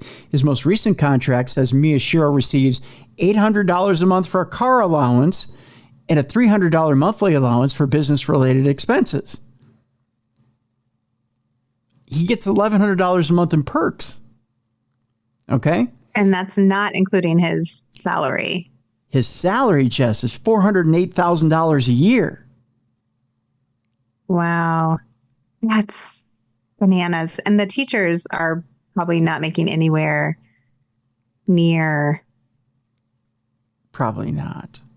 So Miyashiro used his district credit card to spend roughly $30,000 on airfare and travel over 22 months. He spent more than $50,000 on food, another $115,700 on catering. Gosh. What do you cater for $115,000? I don't know. I'm not fancy enough to even wrap my brain around what that would look like. Jess, I could keep us in steak and lobster for a decade on $115,000. Think of all the roast beef we could eat for that much. Oh my God. Crazy. He used over $10,000 on ride shares such as Uber and nearly $76,000 on hotels across the country and at home. $76,000 on hotels. In a year. In a year. Ugh. If you're, okay. If you're staying at a really nice hotel, which costs, okay, even if it's, oh, this is blowing my mind. I'm thinking about recent travel that I've done. Even if I'm looking at like budget hotels, budget business hotels that are $150 a night. I mean, we're talking about with business centers and stuff like that. Like, he's not staying at those hotels. We're probably talking, like I said, 4 seasons. We're probably talking $500 a night. They've got to be. How often are you? How much is he traveling that he needs to spend that much money on hotels? I mean, that's like $6,000 a month. Yeah, he's on not average for. He's not at home very often. He can't be for $76,000 in a year. Or I'm sorry, over 22 months. Over 22 months. Okay, 2 years. Still, divide that out. That's still over $3,000 a month in hotel rooms.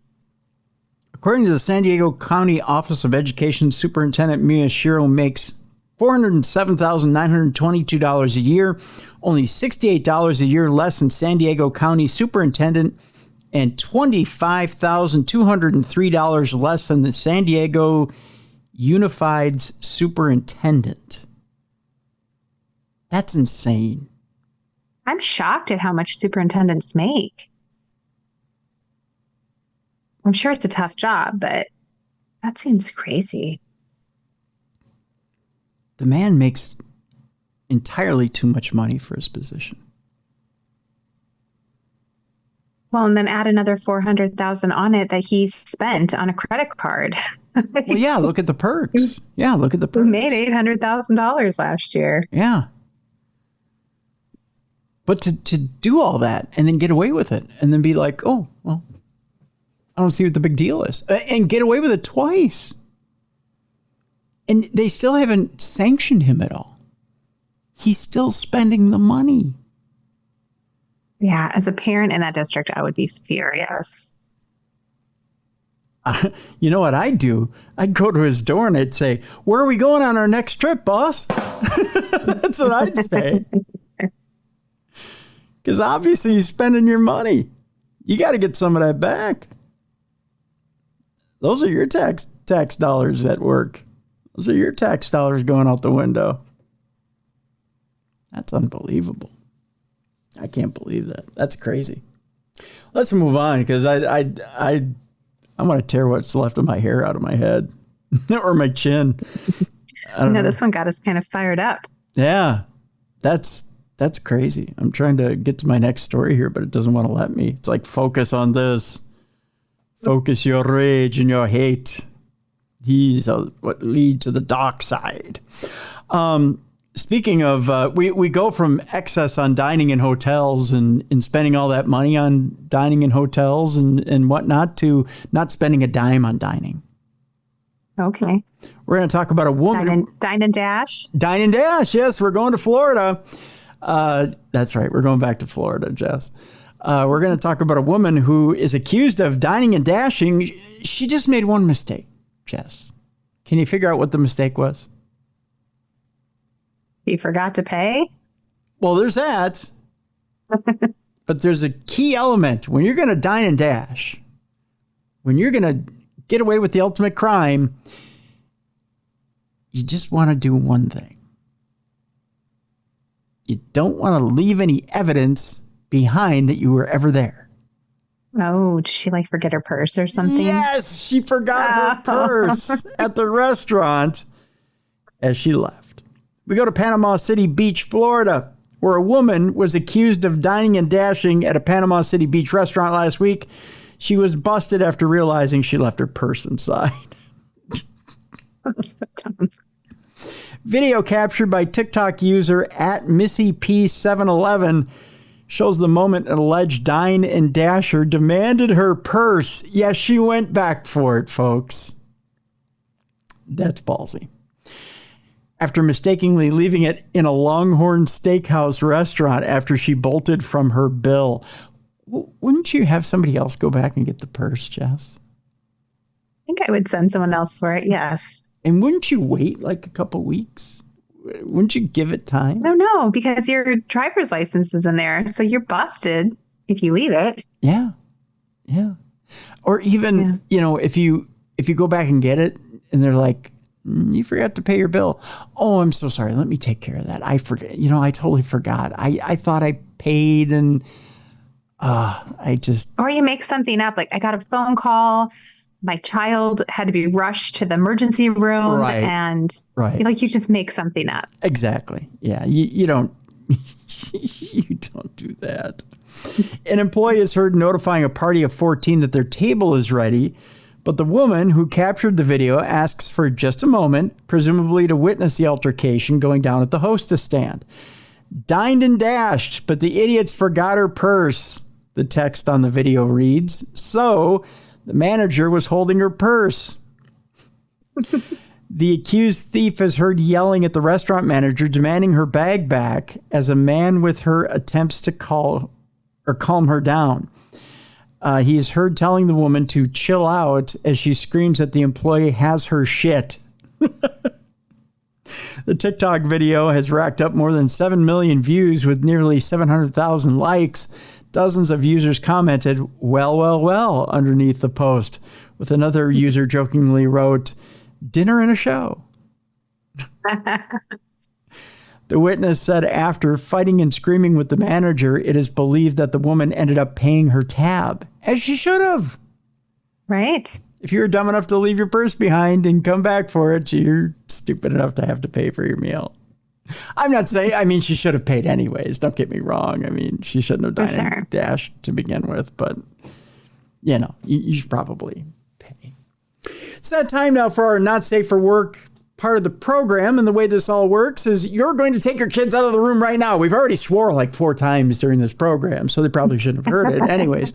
But it's time now to take kids out of the room. If you're at work, it's time now for you to put in your earbuds or turn the volume down so the boss doesn't hear, because we're about to get a little bit raunchier than we've been so far. So we'll give you 5, 4, 3, 2, and here we go. So Jess, I'm going to ask you this question. Have you ever broken up with or been broken up with in an odd place, such as in public, in a department store, in a restaurant, on public transportation like a bus, train, or an airplane? No, nothing fun like that. No, nothing fun like that? Nope. If you had been, would you take a certain bit of revenge on that person? In front of everyone? Yeah. Probably not. I'm too nice. Yeah. But I'd love to witness it if someone else was doing it. Well, there's one man that did, to the point of criminal prosecution. Oh, I mean, as long as they weren't like using a samurai sword or anything. No. But, there's I've told this story on the show before. There used to be a time in this country before 9/11 where if you were standing at a scanner at the airport, remember when you could walk with your friends to, the gate and you could see them off and say goodbye and watch their plane take off? Well, it used to be you could go to the scanner and you could watch their bags go through, right? Well, when we were in college, we took our friend to the airport, Buddy and I did, and she was having her bag scanned on the scanner. This is at La Crosse Airport in Wisconsin. And as her bags are going through, I went, "Oh, look, a bomb," just as a joke. Thinking it was funny, right? I just, Not funny. No. Because I saw about 4 assholes pucker on the workers there at the airport, and they went, "That is not funny." And I was like, "Oh, come on. It's funny, right?" And they were like, "No, not funny unless you want to get arrested." And I was like, Yeah. "Oh, okay, not funny. I get it. Not funny at all, right?" Well, this man in this story, even after 9/11, has not realized that the word bomb is not funny. And he decided to use the word bomb towards his ex-girlfriend who had jilted him right on the plane and told him they were no longer dating. So he decided to tell somebody on the plane, one of the flight attendants, that she had a bomb in her bag. She broke up with him on the plane. Yep. And then he said she had a bomb in her bag. Mm-hmm. Oh, I don't think I'd want to witness that because that would become chaos. And I don't like chaos in my airport or in my airplane. Right. His exact words were, "How fucked am I?" After saying this. A jilted passenger who twice claimed his girlfriend had a bomb on the flight after she broke up with him was sentenced this past week. After the Breeze Airways flight he was on, I've never heard of Breeze Airways. I haven't either. Yeah. After the Breeze Airways flight he was on was diverted to Jacksonville, Florida, because Evan Sims made 2 separate claims that his then girlfriend had a bomb on board, dumped his drink on her, and called her a bitch. Oh my gosh. Yeah, nice guy. I don't think he's I'm glad she broke up with him. Yeah, he's quite the catch, ladies. The 41-year-old man had just one question for the FBI agent interviewing him as bomb detection dogs searched the fuselage. How fucked am I? My guess, pretty fucked. On Thursday, Sims, a resident of Rhode Island, was sentenced to 2 years in prison with 8 months credit since he had been jailed since his arrest in early December of 2023. Oh my gosh. Was it worth it? Probably not, no. According to a statement from the U.S. Justice Department, Sims pleaded guilty in March. As part of his sentence, he must pay a little more than $25,000 in restitution to the airline. An FBI affidavit unraveled the drama that unfolded aboard Breeze Airways Flight 717, leaving Orlando International Airport to Providence, Rhode Island. Sims, the special agent reported, was traveling on December 5th of 2023 with his romantic partner at the time, and the couple had begun to argue. The woman was identified only as TC in court records. Witnesses told agents that from the start of the flight, Sims would be heard babbling about how he would fire up a vape, and when TC told him to stop, he muttered about not having heard of the airline, and then stated he didn't want to be gone with the wind and hoped that the airliner wouldn't go down. Boy, this guy sounds like a real asshole, doesn't he? Yes, he does. Agents learned that TC told Sims several times that their relationship was over, and she begged him to leave her alone. The woman said Sims refused to do so and eventually dumped a drink on her as he hurled insults at her, including calling her a bitch. I wish there was such a thing as in the air restraining orders, right? And where are these air marshals that you hear about, right? Yeah, and he's acting like that to her in front of everyone in an airplane. Like, how awful and rotten is he alone when he gets mad? Right. He was also aggressive with staff on the plane and obnoxious to fellow passengers, prompting several people to request seat changes far from Sims. God, how many open seats were there that people were able to get away from him, right? That's true. At one point, court records indicate that after the flight had already taken off and the seatbelt light was still on, Sims partially stood up in his seat and exclaimed that he wanted to get off the plane. Nice guy. An off-duty police officer was also on board, however, and overheard Sims making a fuss. Records show that when the pilot learned of the disturbance and made the call to divert to Jacksonville, or he at that time made the call to divert to Jacksonville International Airport. A flight attendant stated that it appeared to her that Sims appeared to be satisfied with the diversion announcement and was smirking while other passengers appeared upset. So he was... Oh, I'd be so mad. He was just fine with the fact that he had disrupted the entire flight and they were going to land. Yeah, he ruined everyone else's plans. They weren't even going to the same place they were supposed to go to if they had connecting flights. Their trip is ruined. Yeah, yep. And if people were on a schedule, they were screwed. Oh. When the plane landed, Sims and TC were detained and bomb detection dogs were used to sweep the vessel. Sims told FBI agents he was only making jokes about the airplane going down and that he was nervous flying. His girlfriend had just broken up with him, he said, and he did not want to fly up to Rhode Island anymore. He didn't say bomb either, he claimed, because he generally does not use that word and has a very dark sense of humor.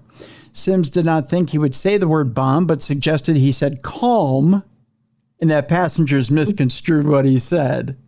Okay. Yeah, there's a big line of bullshit, right?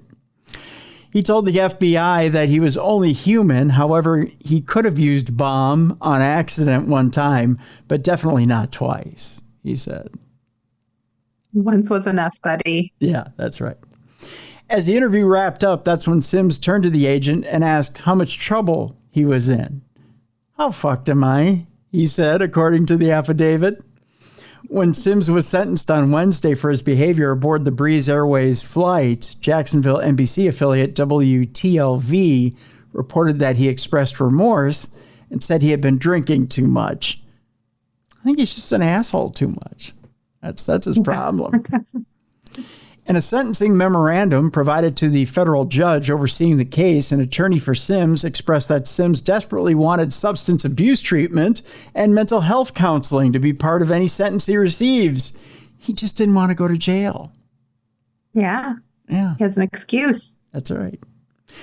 The quote here is, he is tired of drinking and causing trouble because of it. This period has helped him to realize that he needs to cut not just substances, but also alcohol out of his life completely. Mr. Sims recognizes he needs help getting there, though, the memorandum states. I think he needs help getting to just anywhere but around people. I think they need to put him on a desert island somewhere and just let him stay there. Hopefully he gets the help he needs. Yeah. Oh, you're so nice about it, Jess. I would have put him up somewhere near Superman's Fortress of Solitude and let him freeze. So, yeah, that's that. Our next story has to do with, you've heard of the Emperor and the Emperor's new clothes and oh yeah, I love that one. Yeah. Well, this Emperor had no clothes, so to speak. We're going to Vero Beach, Florida. Of course, we're going to Florida. And hey, he's nude. My favorite kind of Florida man story. That's right. It turns out, according to cops, the Emperor's helper was found with no clothes. Despite a royal dispensation claim, a trespass suspect has been arrested. I know it sounds confusing, but bear with me. The Emperor's helper had no clothes, according to Florida police. Following recent reports about a male intruder sleeping inside a Vero Beach apartment complex stairwell, an officer on foot patrol found a suspect standing inside a common room at around 3 a.m. 44-year-old Gregory Gornell was fully nude, according to an arrest report, and told police that he was staying at the facility because he was the emperor's helper. Makes sense. Sure. Let me show you the picture before I go any further, Jess, because you're going to get a kick out on what he looks like. There you go. Oh, he looks a little impaired. Yeah, just a bit. Just a touch. Yeah, just a titch. Yeah. Mouth gaping open, one eye half shut. Yeah. Gornell reportedly told the officer that the building, an independent living community for residents over the age of 62, was under new management and that the emperor told him that he could stay there. Wondering who the emperor is. I don't know. Very gracious. He is, yes. He's a good emperor. He's a kind emperor. Gornell, who had previously been trespassed from the building, was asked how to get in contact with the emperor. The suspect advised that such royal outreach could be done through the electric lines. What does that mean? The telephones? I'm guessing. Or like the actual electric lines that your electricity comes through? Maybe the electric lines that the electricity comes through, I think. Yeah. That is funky. Yeah. Interesting. Charged with trespass, Gornell pleaded no contest and was adjudicated guilty of the misdemeanor, for which he will spend the next week locked up. Gornell, whose occupation is listed as construction worker in jail records, has previous convictions for cocaine possession, theft, marijuana possession, trespass, and possession of drug paraphernalia. So the electric lines could be electric blue, and he could just be imagining them. Just saying. I think our friend has some issues. Maybe a tad. Maybe a tad. And for our final story, Jess, here on Dumb Crime, Stupid Criminals today, we're going to a mysterious place called Campbell. I can't tell. Oh, it's in California, near San Jose. Campbell has something missing. When I say something missing, I mean a giant cock. What? What? Their giant cock is missing. What? Their giant cock is missing. You I just heard want to me. hear you say it over and over again. Their giant cock is missing. It's a very sad thing to lose. Well, So bad if it's a tiny cock, but when you lose a giant cock, it's a real loss to the whole community. that's right. Generally, a town will not lose their cock. Generally, it's a town is very attached to their cock. I'm just saying, but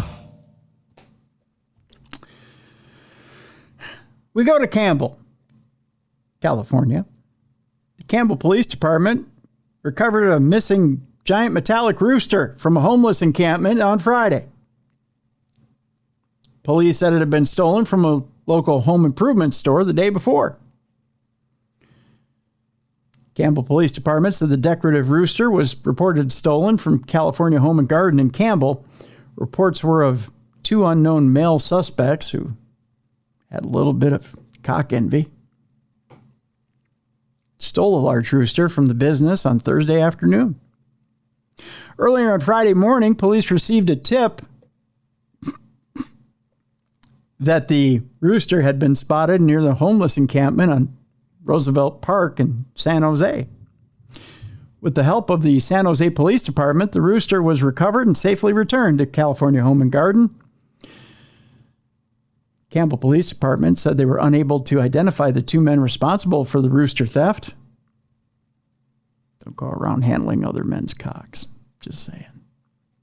They are continuing to follow up on leads as of this report. Anyone with information about that mishandling of a cock can call 408-866-2101. Just saying, Jess. Be a hero. That's right. Call them and help them understand what happened to the cock. Thank you. Thank you for your service. All right, with that, that's how we end Dumb Crime, Stupid Criminals. Jess, are you still offering that discount code for those dates up there at the Palmer? Absolutely, yes. So if you go to my website or ghoststories.inc, I have an event up that we're doing in November at the Palmer House. And there is a code just for you guys that's 20% off your tickets. So you just have to type in darkness20 when you check out. All caps, darkness20. Excellent. Excellent. We have a link to it in the description of this program. Go ahead and take advantage of that as well. Jess also has 2 books that are available for pre-sale. We have a link to that as well. You can check that out in the description of this program. Tomorrow on The Big Show, supernatural news. And then tomorrow we'll give you a little hint as to who's on the program on Thursday. See how that works. We're leaking out little hints as to who's on the program. We're leaking. That has nothing to do with the cock story that we just read. Just saying. Nobody likes a leaky cock. We're incontinent. There you go. This part of the program sponsored by Depends. Anyways, so that'll do it for today. For Jessica Freeberg, I'm Tim Dennis. Thank you so much for joining us for True Crime Tuesday. Again, we encourage you to pick up today's book. Today's book is by John Ferriso. And All in a Day's Work is the name of the book. 20 years, NYPD. John Ferriso's book is excellent. I want you to pick it up. We have a link in the description of this program to pick up John's book. So there you go. We'll see you tomorrow for Supernatural News. For Jessica Freeberg, I'm Tim Dennis. Thank you for tuning in to True Crime Tuesday.